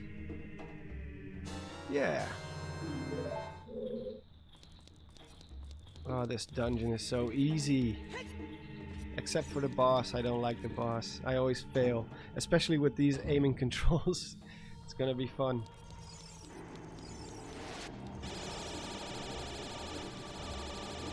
That's gonna be fun.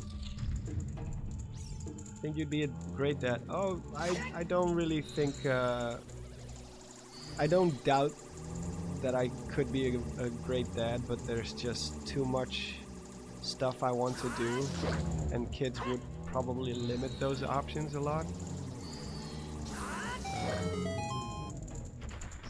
It's also only been since about a year or maybe 3-4 that I really feel like I'm stable enough with my life, like just in every way. I guess nobody really is 100% ready to be a parent. You're always gonna have doubts, but make a mini Dawn. Well, if I do, I hope he or she is going to be very good looking, because they would be half Chinese, half Dutch.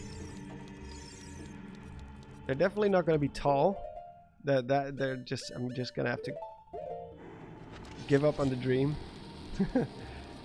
because I'm not very tall, and Chinese genes, you know, also not really the tallest people in the world.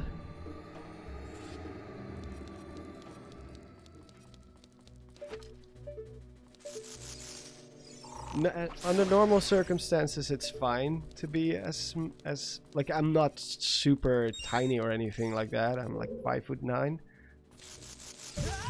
which if I lived in Italy, I would be pretty above average height. But because I live in the land of giants, like Dutch people are the tallest people in the world on average, I kind of stick out sometimes. Like, I don't have many friends who are smaller than me.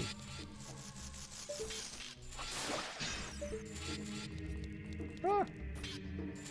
Almost got beheaded by the guillotine. Me, who's studying Chinese, feels included in your argument.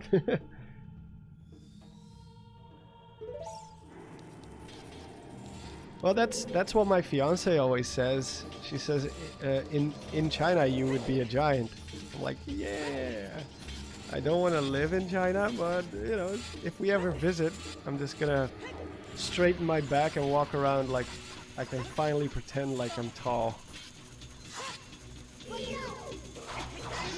But even like in Italy, countries like Italy or Spain, I would be above average. It's just because I'm Dutch. Because Dutch people are so goddamn tall.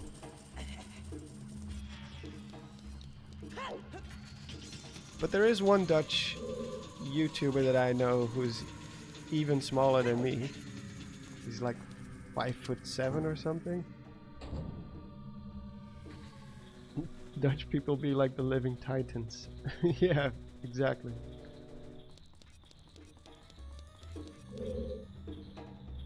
There are so many tall Dutch people. Yeah, even the women. Plenty of women who are taller than me as well. And it seems, I don't know what it is, but it seems like they're only getting taller.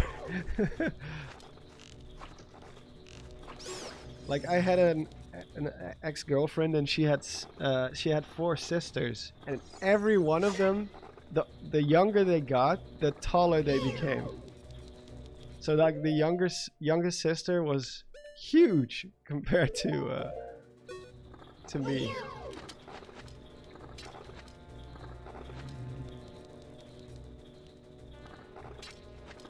Oh my god, please just...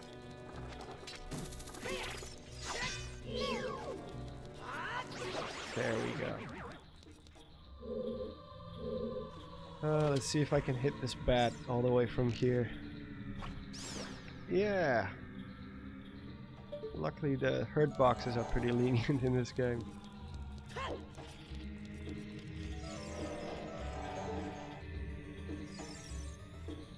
Did I miss an enemy?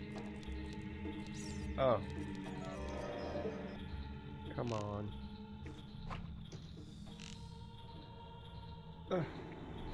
See what I mean? Like one small tap and you just fly across the screen. My dad is German and he's 6'5". Damn! Actually the Dutch are shrinking. I hope you are correct. I'm 170 tall. And here in Italy it's rare to see tall girls. Oh yeah. Yeah. Yeah, Italians are not that big. Oh.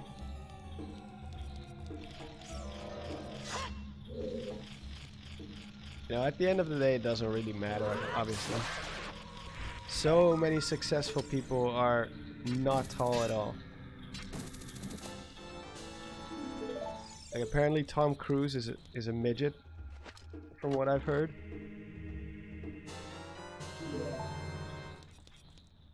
I'm heading out. Have a good day, Don and Urbosa. Thank you, Hunter Hexen. Thanks for dropping by.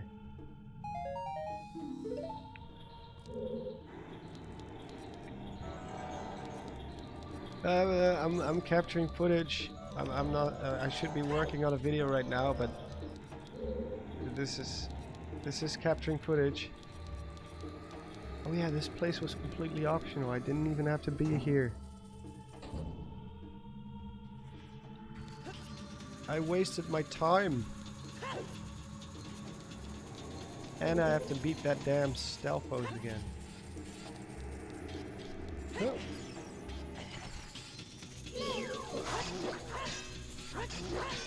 Oh, I got him stun locked. He doesn't know how to turn around. He doesn't know what to do. Oh.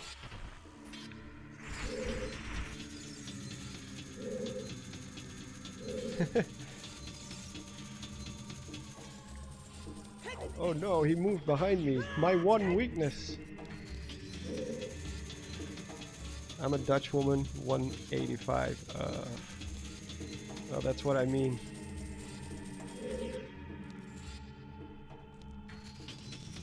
That's probably the only thing that, or the biggest thing people usually complain about when it comes to being shorter, is that your choice in relationships can be a little bit less, you know, it's just a reality of life. You know, obviously I don't want to be like stereotypical about it, but it is true that most women prefer the man to be taller than them, and that's totally fine. Obviously, it's a preference. So, but that's probably the biggest reason why people sometimes complain about their height. If that problem didn't exist, I'm pretty sure, because being too tall, like anatomically speaking, it's better to be shorter. Humans usually, the human body wasn't really designed to be that tall. Like obviously if you're like 5 like a 6'2" or something, it's acceptable, but like exceptionally tall people, like really tall people, they usually have a lot more problems with their joints as they get older, which, you know, makes sense.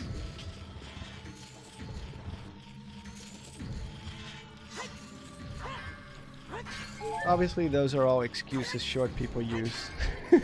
but it is technically true. It's like something my mom would say to me when I would complain about being short when I was a kid. Well, did you know tall people have a lot more pain in their joints when they get older? Yeah, I don't care. Yeah, that sounds about right. Italian 185. 158, I mean.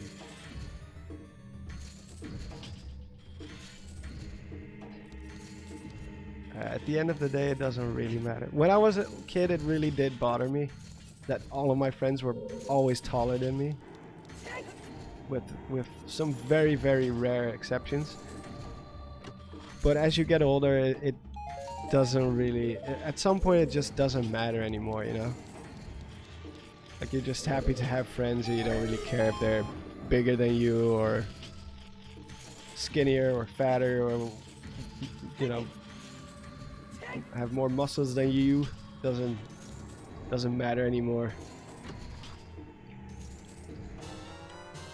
I also used to have a friend, he was actually shorter than me by a significant amount, and he could kick anyone's ass. He was a pro boxer. He was really confident. He was really strong. And then at that point when you looked at him, you were like, yeah, it doesn't really matter that much. Like if you're that confident and skilled in fighting and you're healthy, and then all of a sudden your height doesn't really matter that much anymore.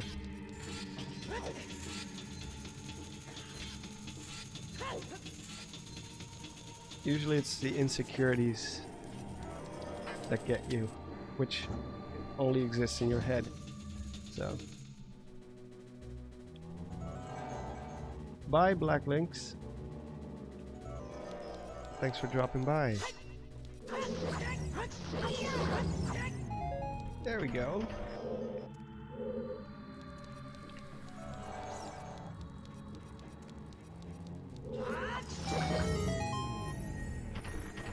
Where are you from? From the Netherlands. I'm 6'4" and life can suck. Oh yeah, I bet.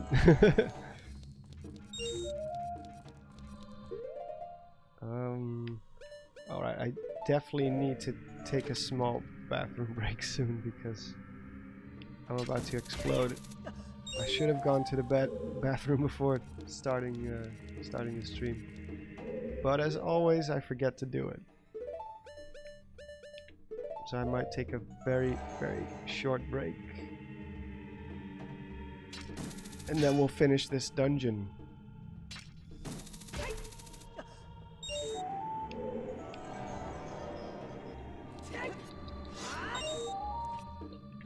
There we go.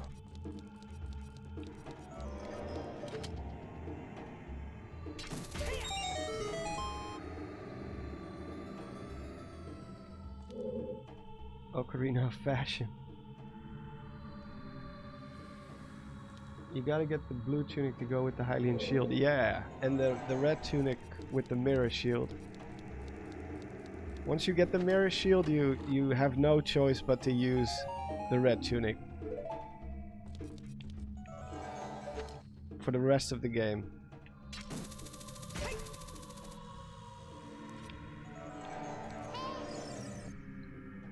Oh, I forgot to get the key.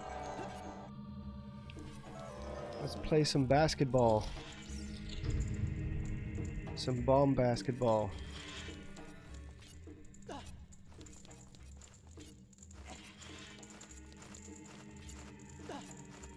So wait, working on a video is playing Ocarina of Time? I love your job already. Well, I was working on a video before, but we switched to Ocarina of Time for a bit because I kind of got all the footage I was looking for. Wow, that was close. That was a rim shot.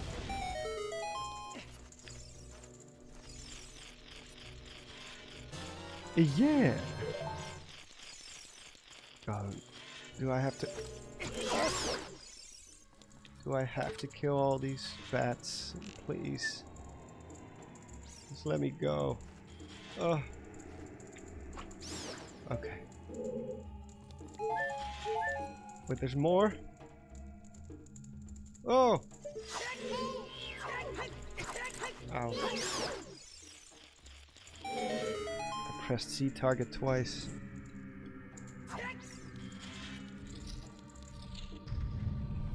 Hey, what's going on? Oh, nothing.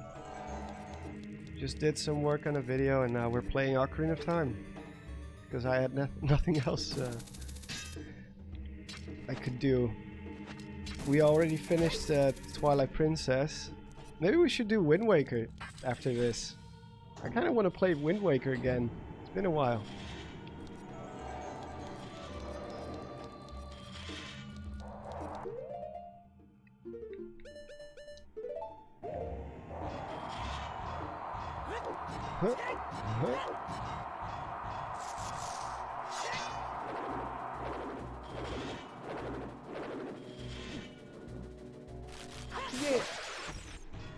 Yeah, Wind Waker is a lot of fun. That game will always have a special, very special place in my heart. It reminds me of summer. Summer and discussing all the stuff I found with one of my friends at work. A lot of fun memories attached to that game. And to think I was disappointed when I first saw the review of the Wind Waker. I was like, what is this? This is not Ocarina of Time. This looks like a kid's game. It looks so stupid. Why does he have such a big head? Now it's like everybody loves Wind Waker Link. Like there's not many people who are still stuck to that mindset after that.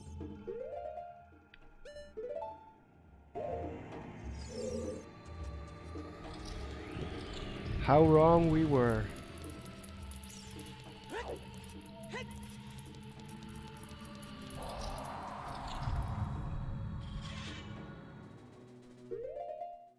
I'm hoping Breath of the Wild 2 will have a similar sense of exploration as the Wind Waker. It was really fun just to disembark on an island and find weird shit on it.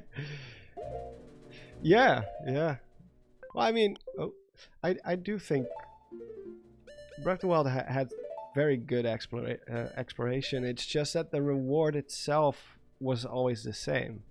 So at some point, it's gonna run out of surprises real quick. Like you know it's gonna be a shrine 9 times out of 10, or a Korok seed, which is even more disappointing. Like if the reward is always the same, then you know, at some point it starts to get a little bit tedious.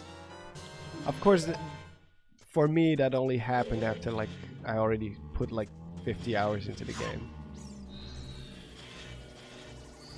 But I do think for Breath of the Wild 2 they have to have more variety in terms of what you can find. not just all the same generic looking underground Chica dungeons or whatever new thing they will come up with. Uh-oh, I'm gonna get smashed by pots. Ah! I was not quick enough.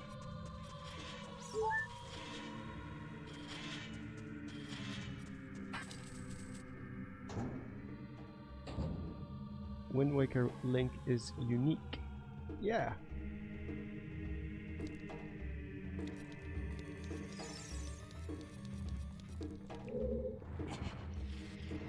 Yeah, like I said, it's only after like 50 hours of playing, obviously. Like, I was completely hooked on Breath of the Wild's exploration. Just walking around finding stuff. Especially in the beginning when you don't have a lot of weapons yet and you keep finding stuff. But since we already did that, and after your first playthrough those surprises kind of wear off, I think it's pretty much a must for Breath of the Wild 2 to mix it up. Or else it's just gonna feel like a glorified DLC at this point. Hey Rowan, yeah, everything is going well. Just hanging out with you guys, playing one of my favorite games. What's not to like?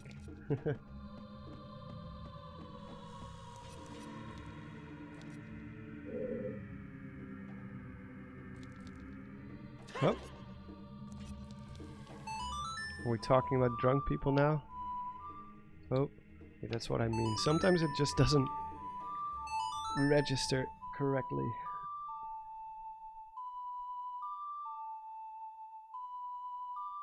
If you can beat Bongo Bongo in one go, I'll give you 10 bucks. Okay.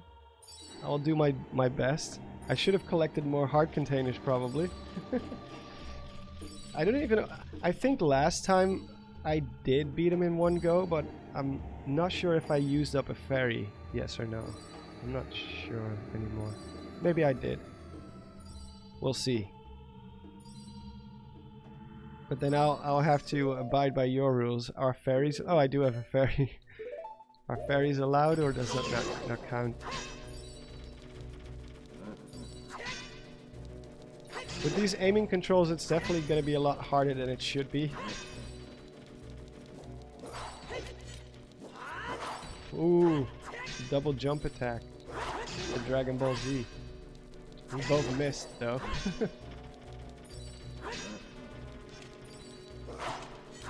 Oh, I was too close to him.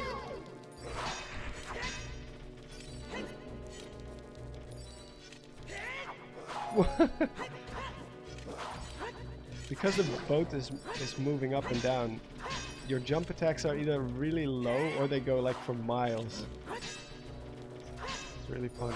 Ow.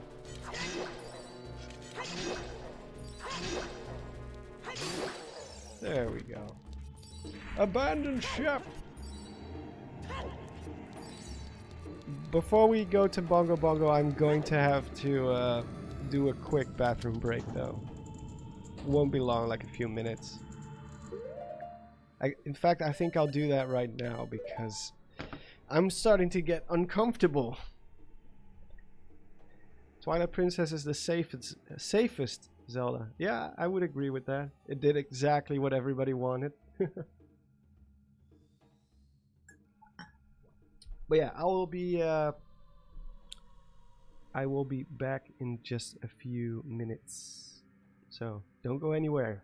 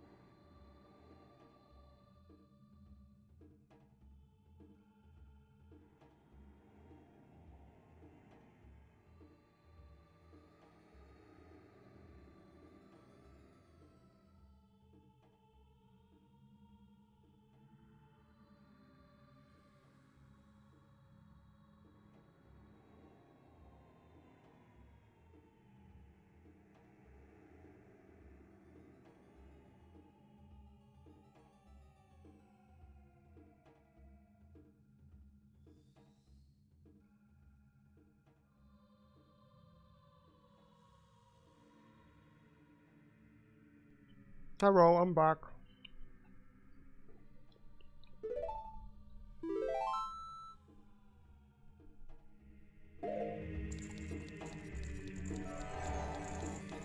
Let me just, I also grabbed some water and stuff, so it took a while.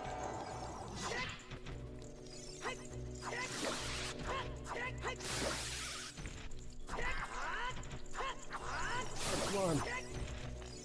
Oh yeah, the small ones, they will grow into bigger ones.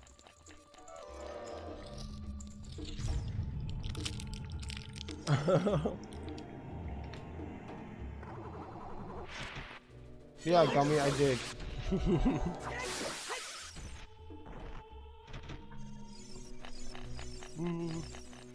Hold on, let me finish this bite real quick, and then I'll answer your question.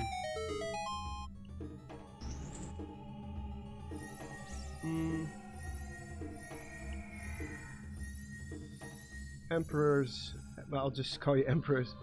Hi Monsamaze, you got any advice for working on multiple videos at once? Lately my mind has been full getting creative with several videos at once. Oh no, that can actually be to your benefit sometimes. It kind of helps if you're like, for instance, my bokoblin video, I did that in between all of my other videos because it took a long time to make. Obviously you do have to keep a little bit of a focus sometimes. Like, I wouldn't be able to work on like 5 videos at the same time, like, but 2 or 3 is definitely doable. It can also be a bit of a, you know, if you get stuck writing the script or something else, it can help to just do something else, work on a different video for a while. I've kind of had a similar problem. Well, not necessarily a problem, but there's a couple of videos I want to do and I just don't know which one I should do. Like, I'm already kind of doubting whether or not I should do the chronological order video of the Breath of the Wild 2 teaser.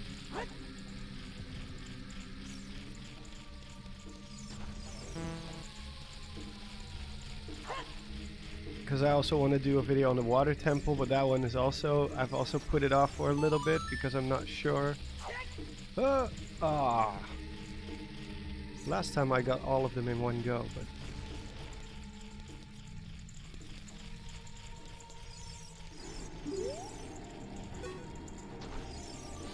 let's see.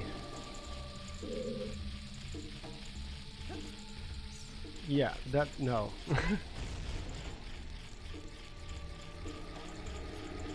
I suck at video games. Oh, thank you, Emperor. But yeah, just keep at it, man. If you have many ideas, that's a good thing. I have many ideas, but I'm not fully confident which ones to work on first. Oh my god. Come on.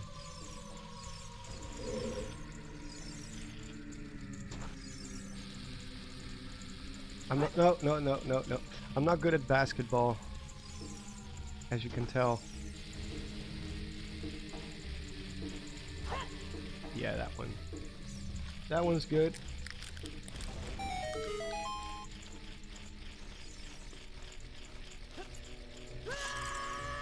Oh! I don't even think I have to be here.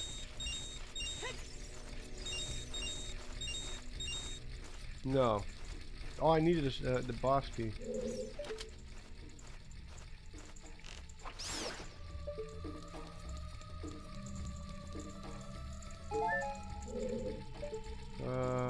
I'm not gonna get that Scotilla. Doesn't matter anyway. I'm not doing 100% completion. Anyway,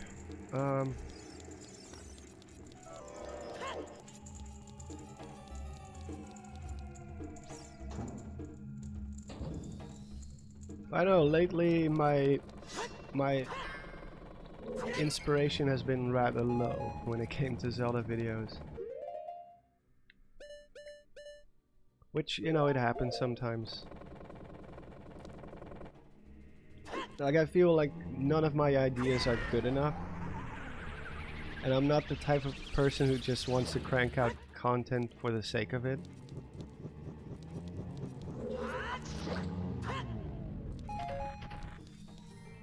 You know, maybe I'm being too harsh on myself.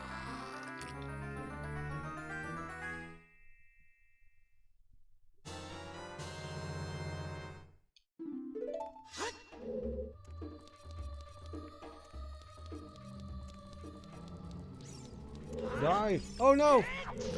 Wait, what happened? He tried to hug me, but I kind of interrupted his animation.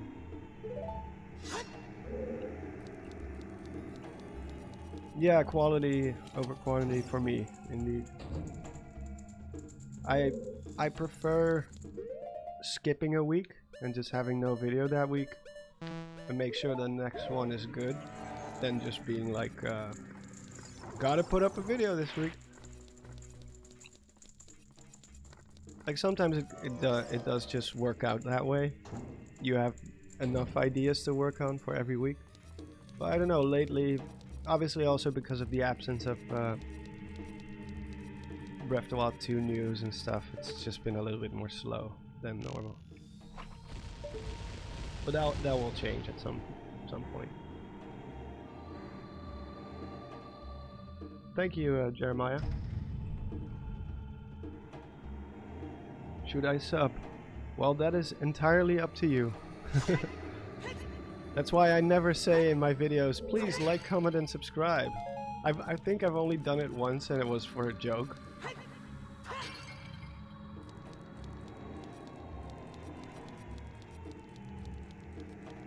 Normally I don't ask people to do it. If they want to subscribe, if they think your content is worth their time, they will sub on their own.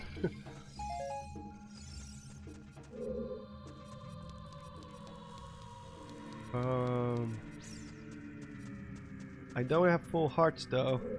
How do I get up here? Is there no way to get up here? I do have a fairy. Oh, thank you, Matt Christie. That's a cool name.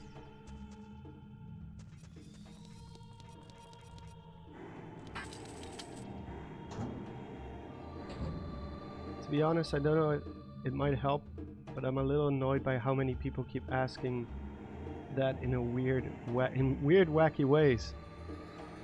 Well, to me, it becomes such a formality at some point, you know? It's just like, hey, please like, comment, and subscribe. Don't forget to blah, blah, blah. And it's like, yeah, okay. Like, every channel I've ever subbed to is because I want to. Because at some point I'm just like, alright, I really like this person's stuff. So I want to know when the next video comes out.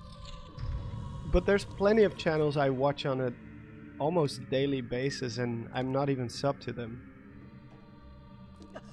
That also happens sometimes. Let's see if I can finish this one up quickly because... oh yeah, for this one I'm gonna put on the red tunic because you don't get damage from the green goop, because the green goop, like in terms of code, it works the exact same way as lava. So you do take damage if you stay on it too long. But it's gonna take a while, so you don't take immediate damage. It's always the better option. Doom, doom, doom, doom. Who is this guy and why is he here? And why is he so creepy? It's a shame there's been so many theories about Bongo Bongo, because everything about it has been said already. But he's such a fascinating... Oh! I should have used my shield.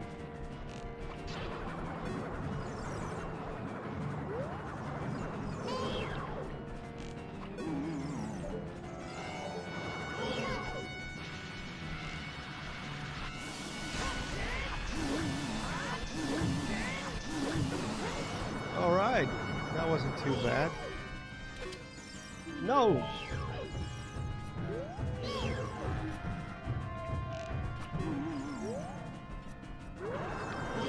Oh. I don't know if I'm gonna make it without the fairy at least. Man, the aiming controls make it so much harder than it should be. Ow! See, like right there, like my bow just didn't come out.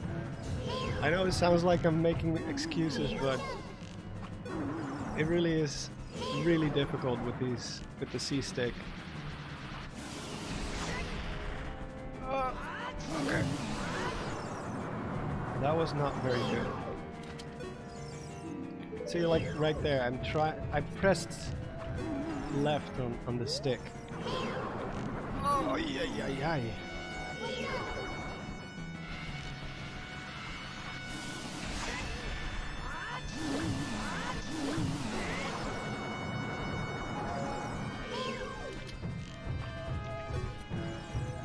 Wasn't there a way to... Oh, I think I asked this last time already. Okay.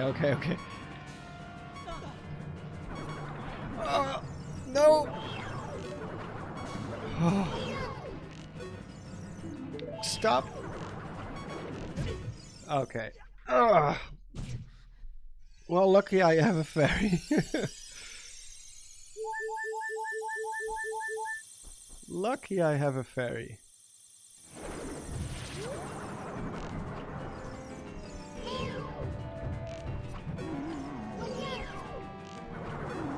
There we go. I think this should be it, right? And my arrow just went right through him.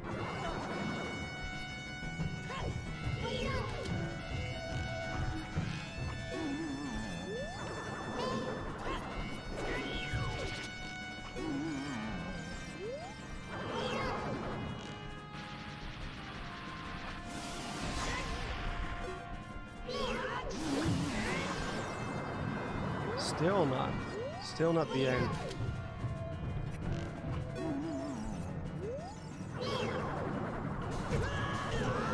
I don't know if I can shield that, to be honest. Can I? No. No, you cannot shield it. Oh my god, I'm way out there.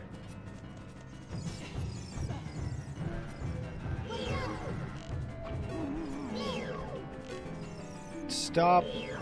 No. Oh my god, I suck.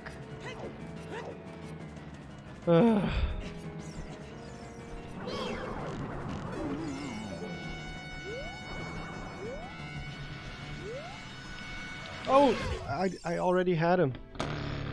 Jesus. Well, there goes my 10 bucks. I did so well last time. Everything just went wrong.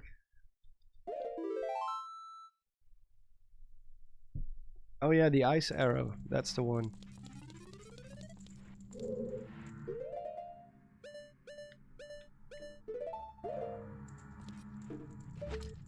Oh well, I tried.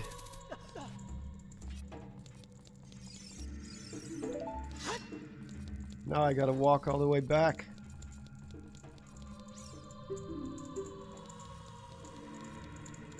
You tried. Well, thank you, Gummy.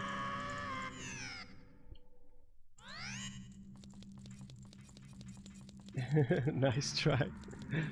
Thank you, Barky Doggo. Also, thank you for your message on Patreon. Better luck next time. Thank you, Talus Rune. Man, I'm getting a lot of sympathy donations. I should lose more often. Last time when I beat him in one go, nobody made a donation, so I guess it's better to try and fail. I'm just kidding.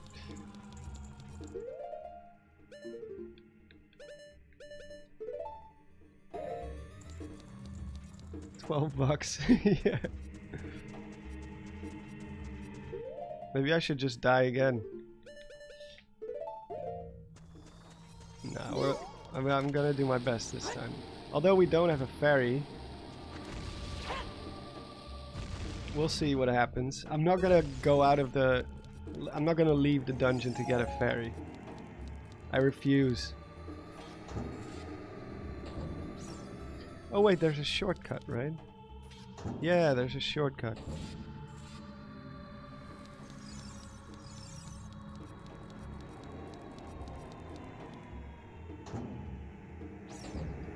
Better to try and fail than not to try at all. Those are wise words. Wise words indeed.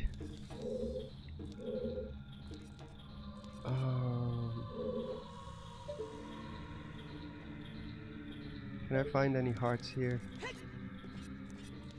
Heart? No?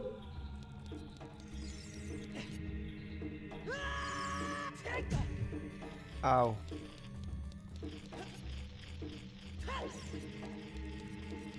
Yeah, this is gonna be hard. With with 2 hearts and 3 arrows.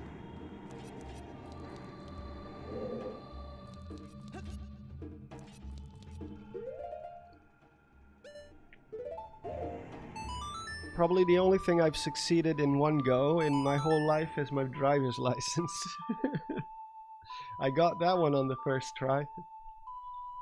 For some reason.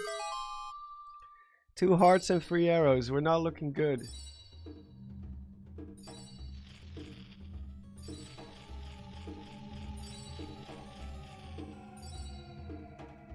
You'll graduate high school and college. I'll donate $1,000. You don't have to. Especially with the student debts nowadays. You can probably use that money a lot better than I. But I still appreciate the offer.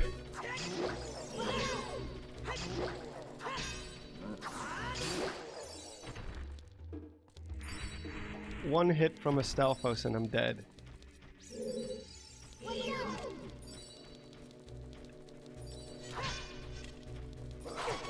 Oh, 2 hits. If it's a jump attack, it's 2 hearts, I think.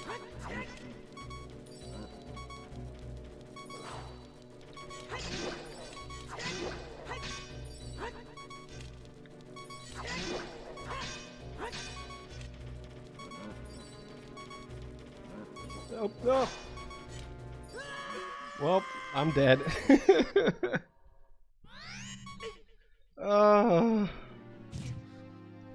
Man, today is not my day. And what's worse is it's the second time I've played the Shadow Temple in the last 2 weeks. So I have no excuse. You know what, let me just quickly see if I can find some hearts real quick. I don't think I've ever died on the Shadow Temple before, at least maybe for the boss.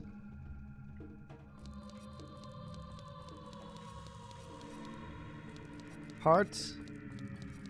Please, someone? Okay, that's a start. No, I don't want nuts!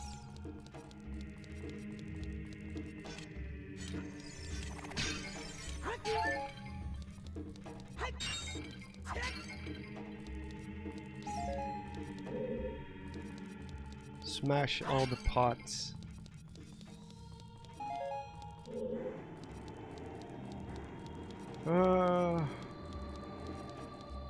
Twilight Princess, best Zelda game ever.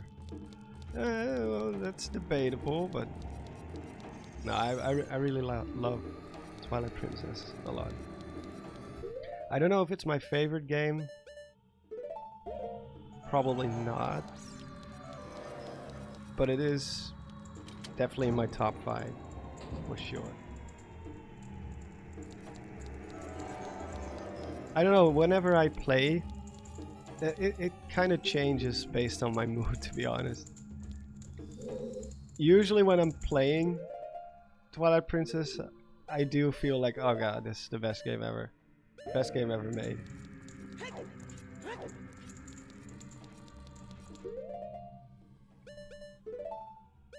Like even with Ocarina of Time, I kind of go back and forth. Like, is it still one of my favorite games, or is it just nostalgia at this point?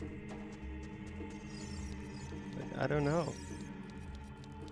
It's hard to say. Oh, I already did this. Up.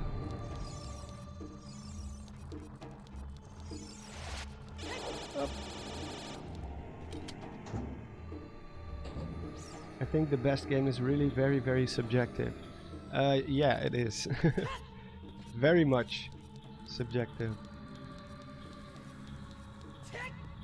Same with every type of entertainment. Like movies. Whenever someone says, this is the best movie. Like, well, it's like your opinion, man. But Twilight Princess was very well made, indeed, for sure.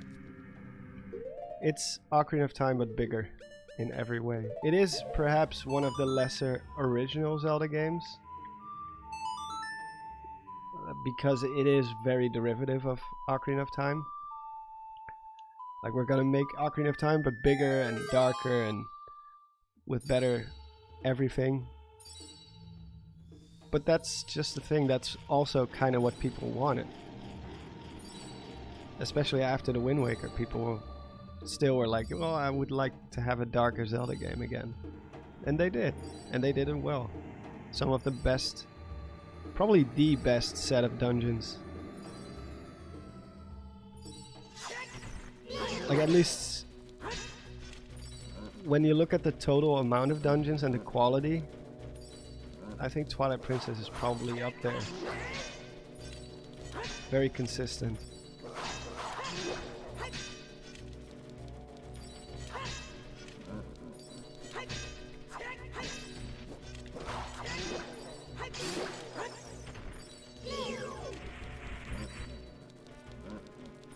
Come on.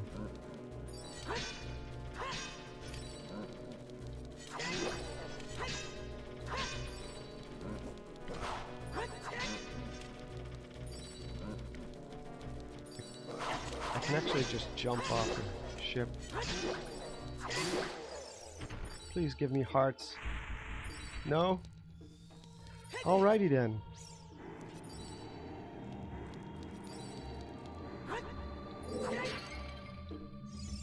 Oscar, the ship is sinking.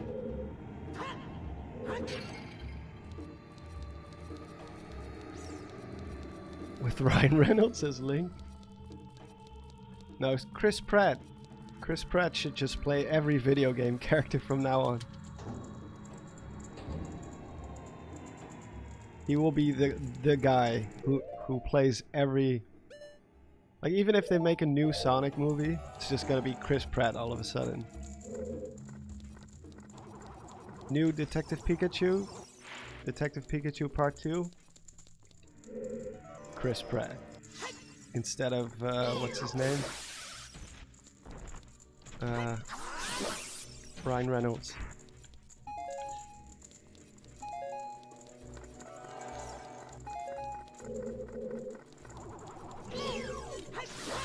Oh, just please give me hearts.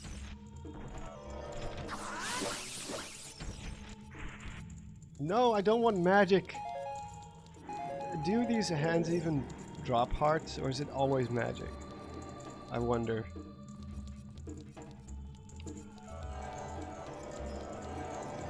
Come on, one of these rooms has to have hearts, or else I'm gonna be forced to go outside anyway.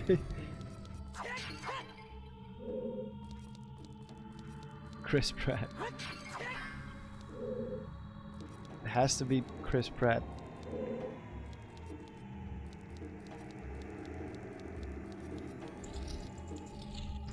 Deadpool as Pikachu.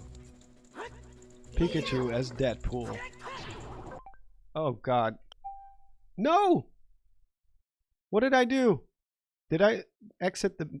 Oh my god, are you kidding me? What did I do?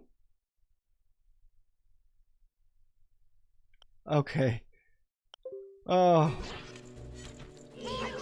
I thought I accidentally exited to the menu.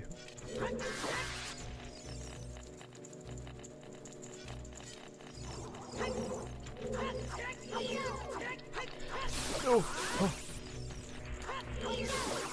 Yeah, it's always magic. And I think redeads also don't drop any hearts, as far as I know. Thank you, Talisman. Yeah, I also thought it restarted. Yeah, this only gives you rupees. Oh, this is not looking good. This is not looking good. And I don't have the Scarecrow song, so I cannot get to those hearts up on that ledge. There's 3 hearts up for grabs right there. Oh. No. There's nothing behind these? No. Nah.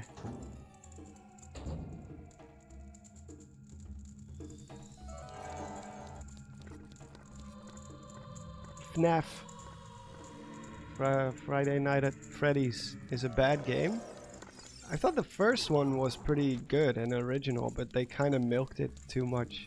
Too many games and too little innovation in a short time span. It just doesn't work.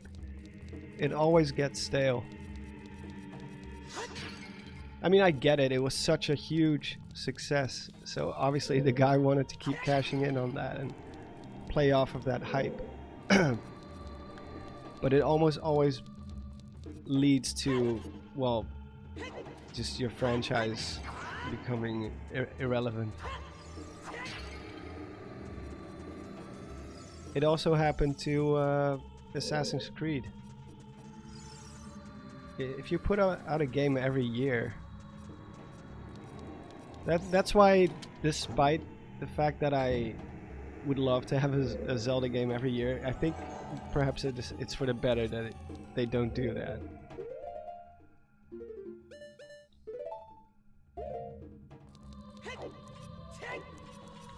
Oh! Oh! Oh! I hate the hover boots.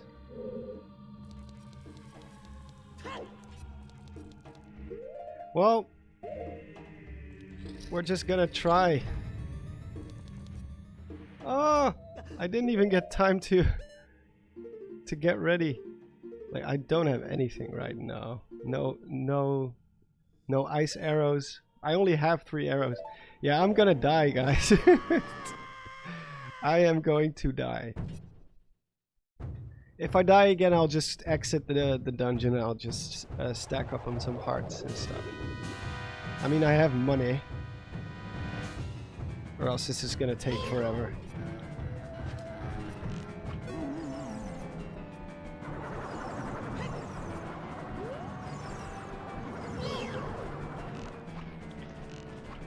No, and I'm out of arrows.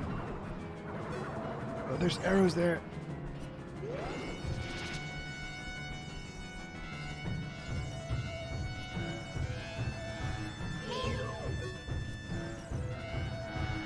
How do I get arrows now? Can I even get arrows? Can I use something else? Can I use the hook shot or something? Or can I use my sword on them? Is that possible?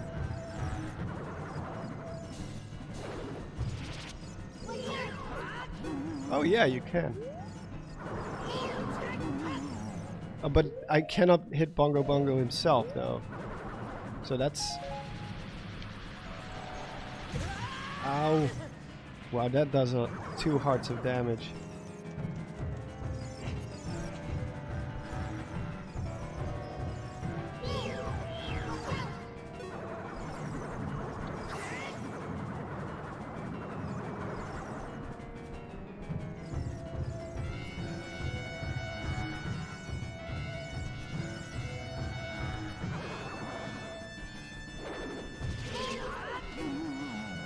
Oh, arrows! Oh!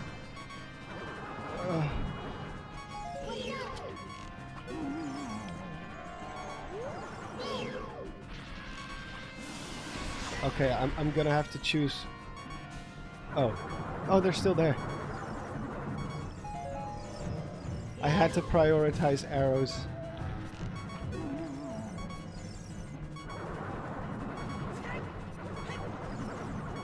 Oh. Oh. Yeah, I'm dead. Oh. No. Yeah, I'm gonna have to stack up on the hearts real quick because there's nothing to find in that's the only difficult thing about the Shadow Temple.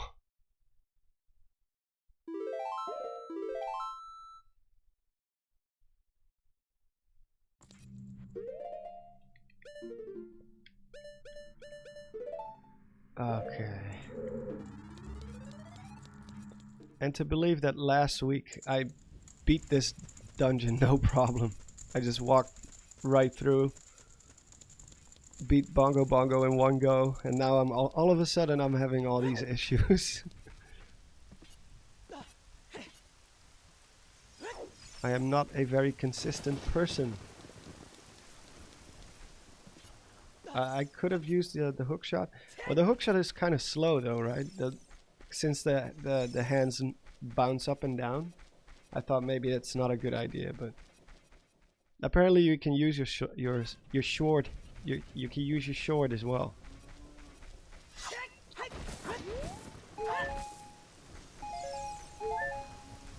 Oh, I can just farm hearts like that.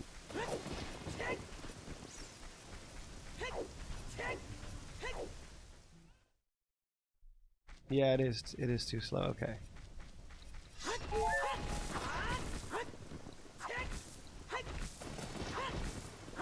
Oh, come on.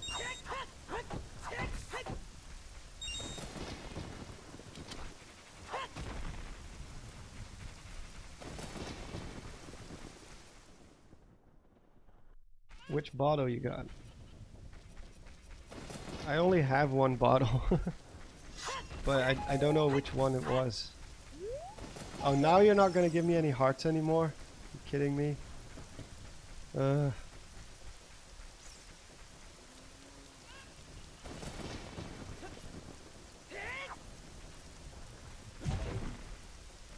Nothing. Nothing. Oh, there's I think there's jars on the side of the house here. Which usually, oh no, oh that's only when you're a kid. Are these gone too? Yeah. They're gone too. Isn't there a fairy fountain under the grave? Oh yeah, that's true. I have money anyway. I never use my money in this game. Might as well.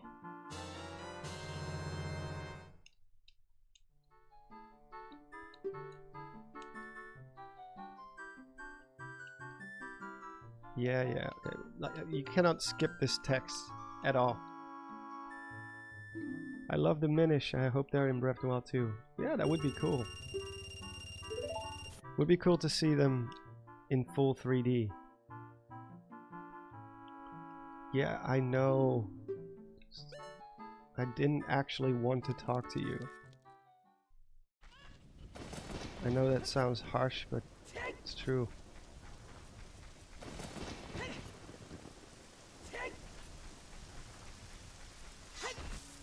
Use your sword. Your sword.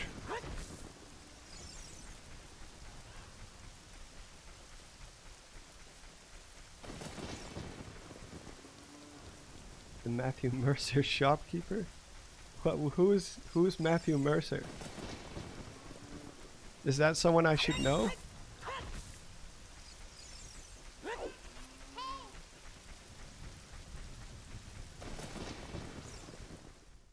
I haven't finished Minish Cap yet. Oh. You did play it? Wow, it just... this game hates me right now. It just refuses to give me anything. Fine, I'll go to the frickin' fairy fountain if you're gonna play it like that. And to think there's people who can play this game blind or speedrun it in 4 minutes. Here I am struggling to get through. It's not even that hard. The boss itself isn't really that hard. Granted, if your controls are as wonky as they are here,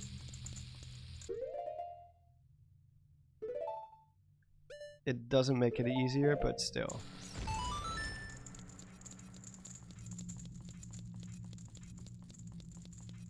Why is there a fairy fountain under a grave? Why is that?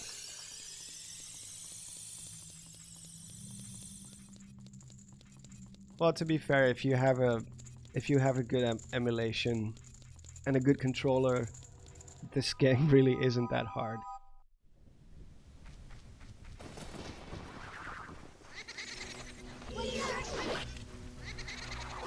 Oh, just leave me alone. Leave me alone! Oh wait, I cannot even get there. I have to play the song.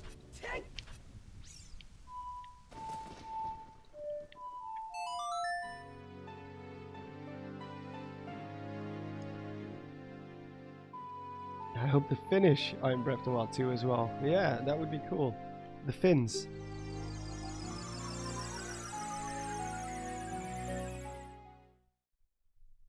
I always felt like you needed a lot of hearts in Ocarina of Time. I mean, it helps, but like compared to some of the 2D games before this, Ocarina of Time wasn't really that difficult. It's just that, of course, it was one of the first of its kind, so it took people some getting used to this new way of playing a Zelda game. Well, 3D games in general. So that probably didn't help.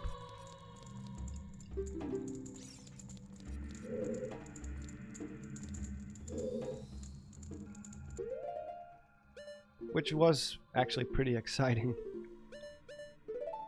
Just the fact that this was such a new thing.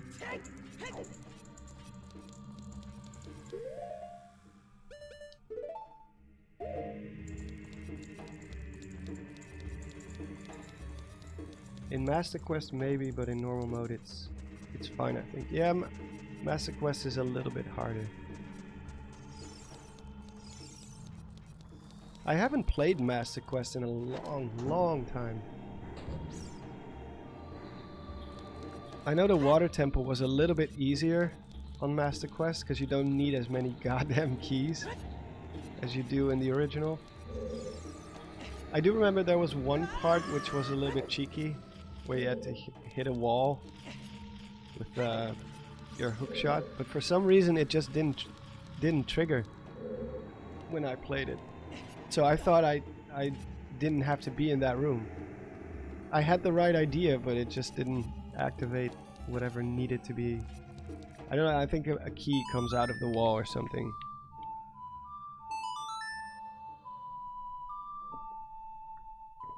I love lack of fall damage in Wind Waker. Does the Wind Waker not have fall damage, or do you mean you just always roll forward no matter how high you fall from?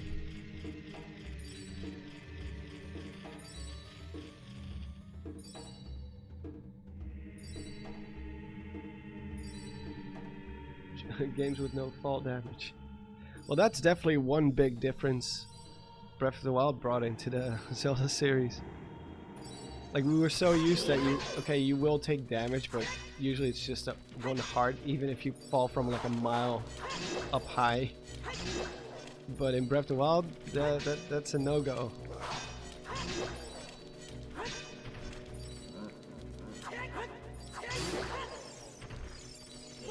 I can already imagine a lot of veteran Zelda players jumping off of a cliff the first time they played it, thinking they were gonna be fine. And then it's just death, instant death.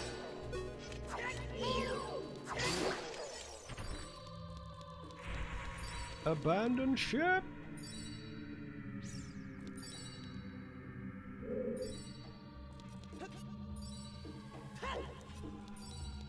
I should have bought arrows. Oh, I'm an idiot. At least I have 12 of them. Oh. Finally, a little bit of luck. Oh man. I have annihilated my voice.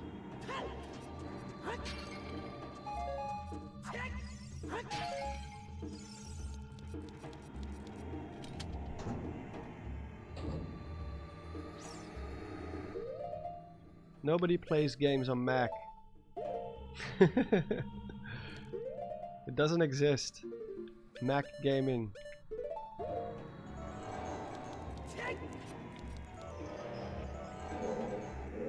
Macs are for working.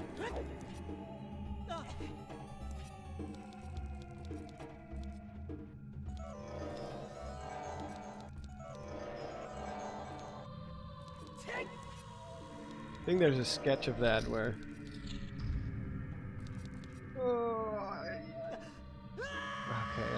you just always fall down if you wear the boots.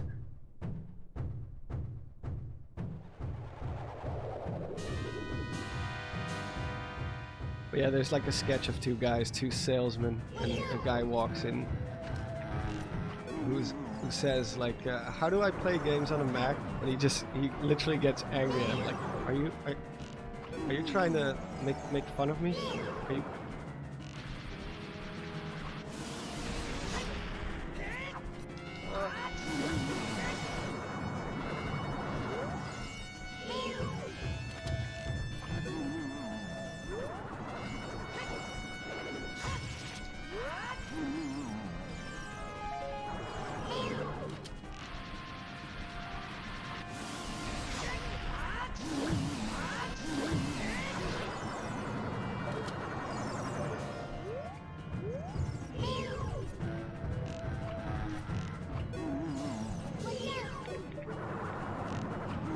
Ha!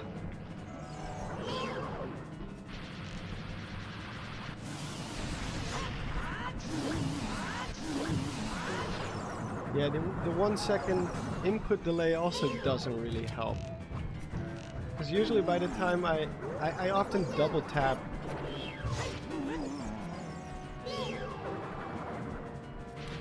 to try and correct it, but that doesn't work.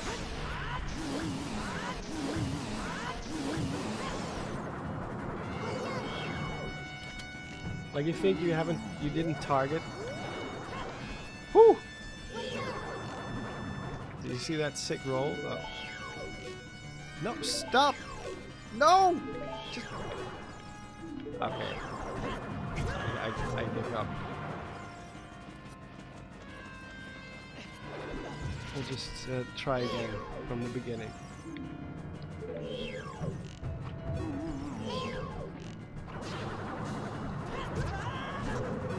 I always get hit by that one.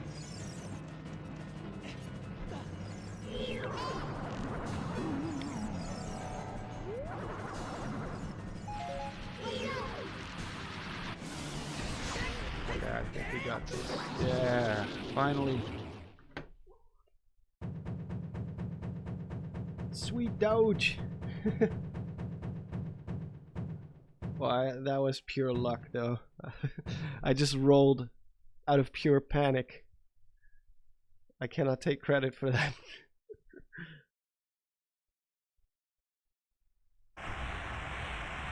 Swamp Shack, you must have just joined because I died 2 times before this. I totally messed it up. I did it!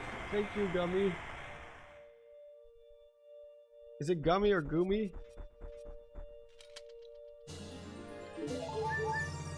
Yeah, thanks, Talus Rune. Finally.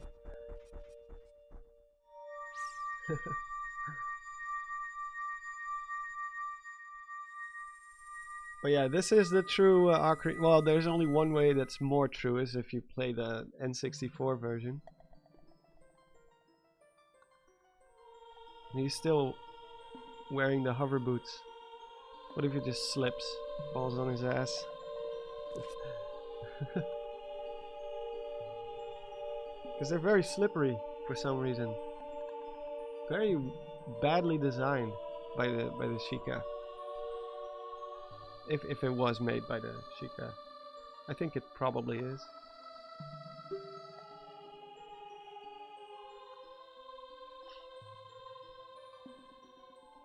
He did.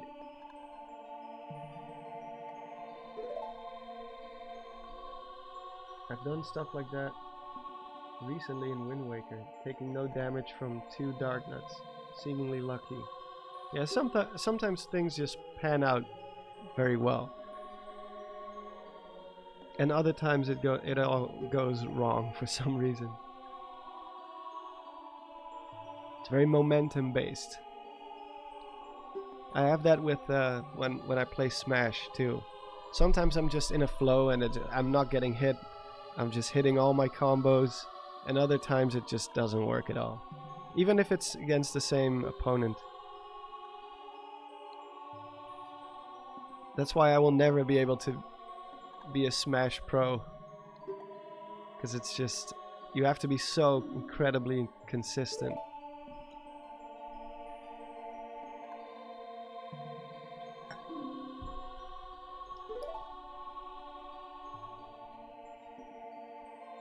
Dora says, "We did it! We did it!"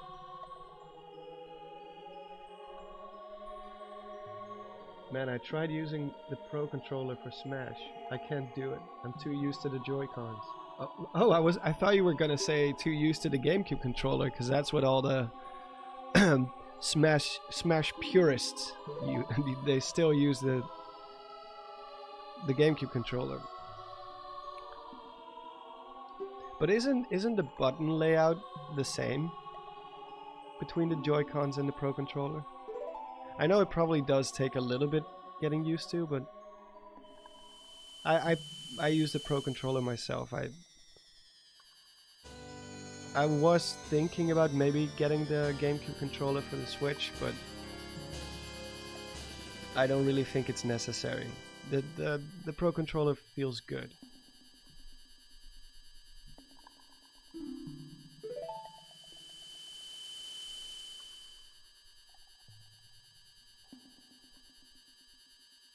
Yeah, Smash is indeed easy to pick up and play, but it's very hard to get good at times. Well, I found that out the hard way when I went to a Smash tournament for the first time.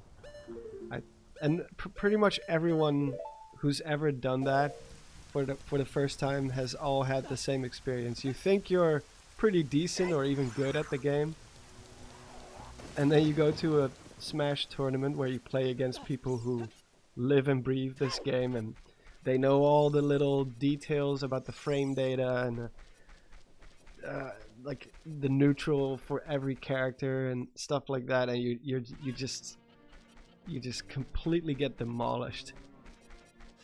Like, it's not even close.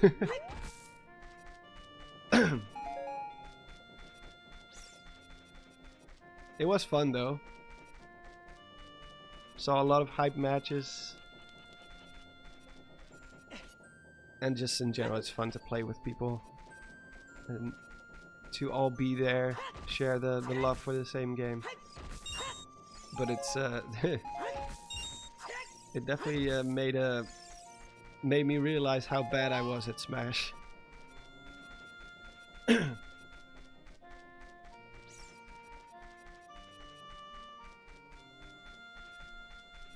Oh, where do we go now? Oh yeah, we have to free the carpenters. I don't think I'm gonna get to the Spirit Temple today because it's already already past 1 after midnight, so 1 o'clock. I gotta get some decent sleep, or else my sleeping schedule is gonna be completely whack again, which is not good. Can I just walk backwards? Come on. No, it's literally impossible with this controller. Oh, there we go. I found the sweet spot. Oh, and there it goes again.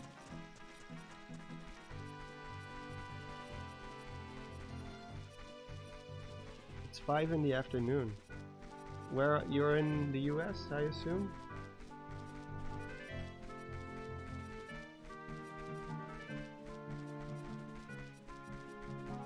When you're pretty confident in your skills, then you play online. Yeah.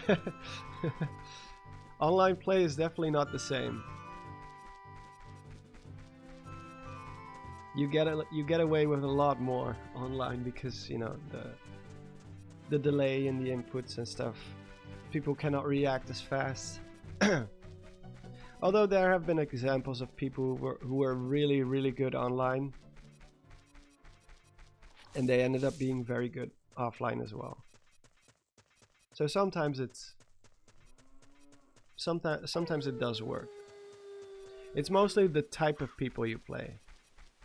Like if you only play random scrubs online, then yeah, you're not gonna make it very far, because those are just people like you who just play the game online once in a while. If you want to get good through online, you have to at least play against people you know that are very good. Maybe find a trading partner or something. Obviously Smash had to adapt to the whole COVID situation, so.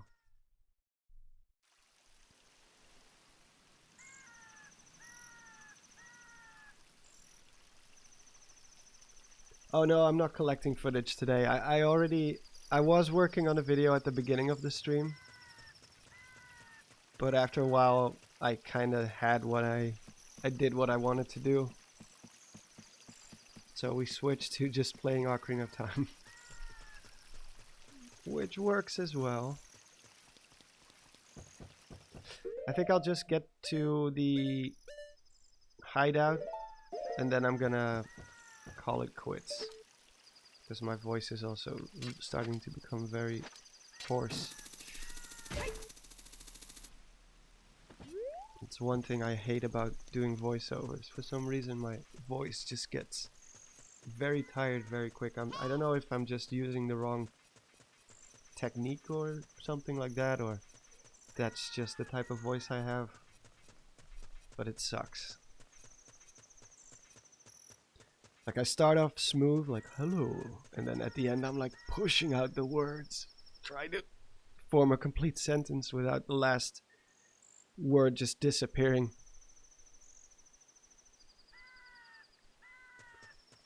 I'm thinking about recording my voiceovers in chunks, just doing 1 page per day or something, or maybe 2 pages per day, and then splitting it up into multiple sessions.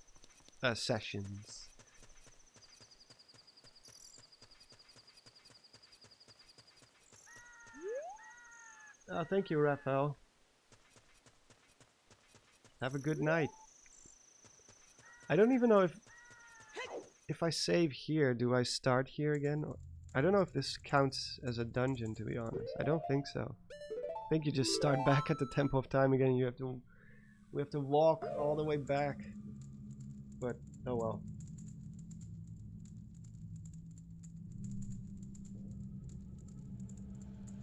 Honey works very well with that. Yeah, it does make my voice go a little bit longer, but it's still not amazing. But, you know. What do I use to edit? Adobe Premiere. Oh yeah, thanks Jeremiah. Well, I'm definitely not, it's not like I'm dissatisfied with the end result. It's just that recording voiceovers can be like quite a bit of a struggle for me. Because first of all, I have the type of brain that needs to think about every sentence, so I trip over my words. Well, there you go. I trip over my words very quickly, and my voice gets tired very, very fast. So, doing voiceovers is definitely not my favorite thing to do about the creative process. But once it's done and it's finished, I'm usually happy with the end result. There's not a lot of videos where I'm like, oh god, I should have done a retake or something like that.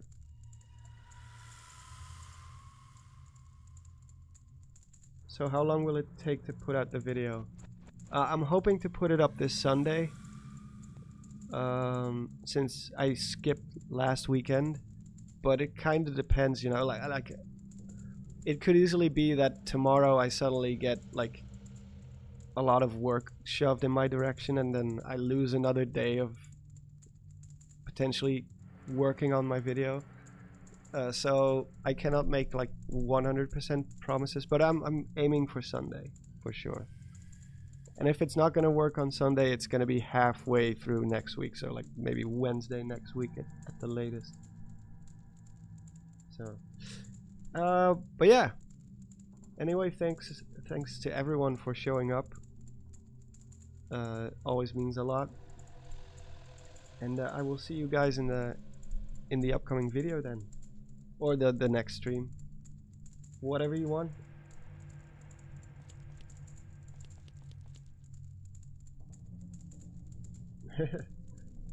Yeah, thanks.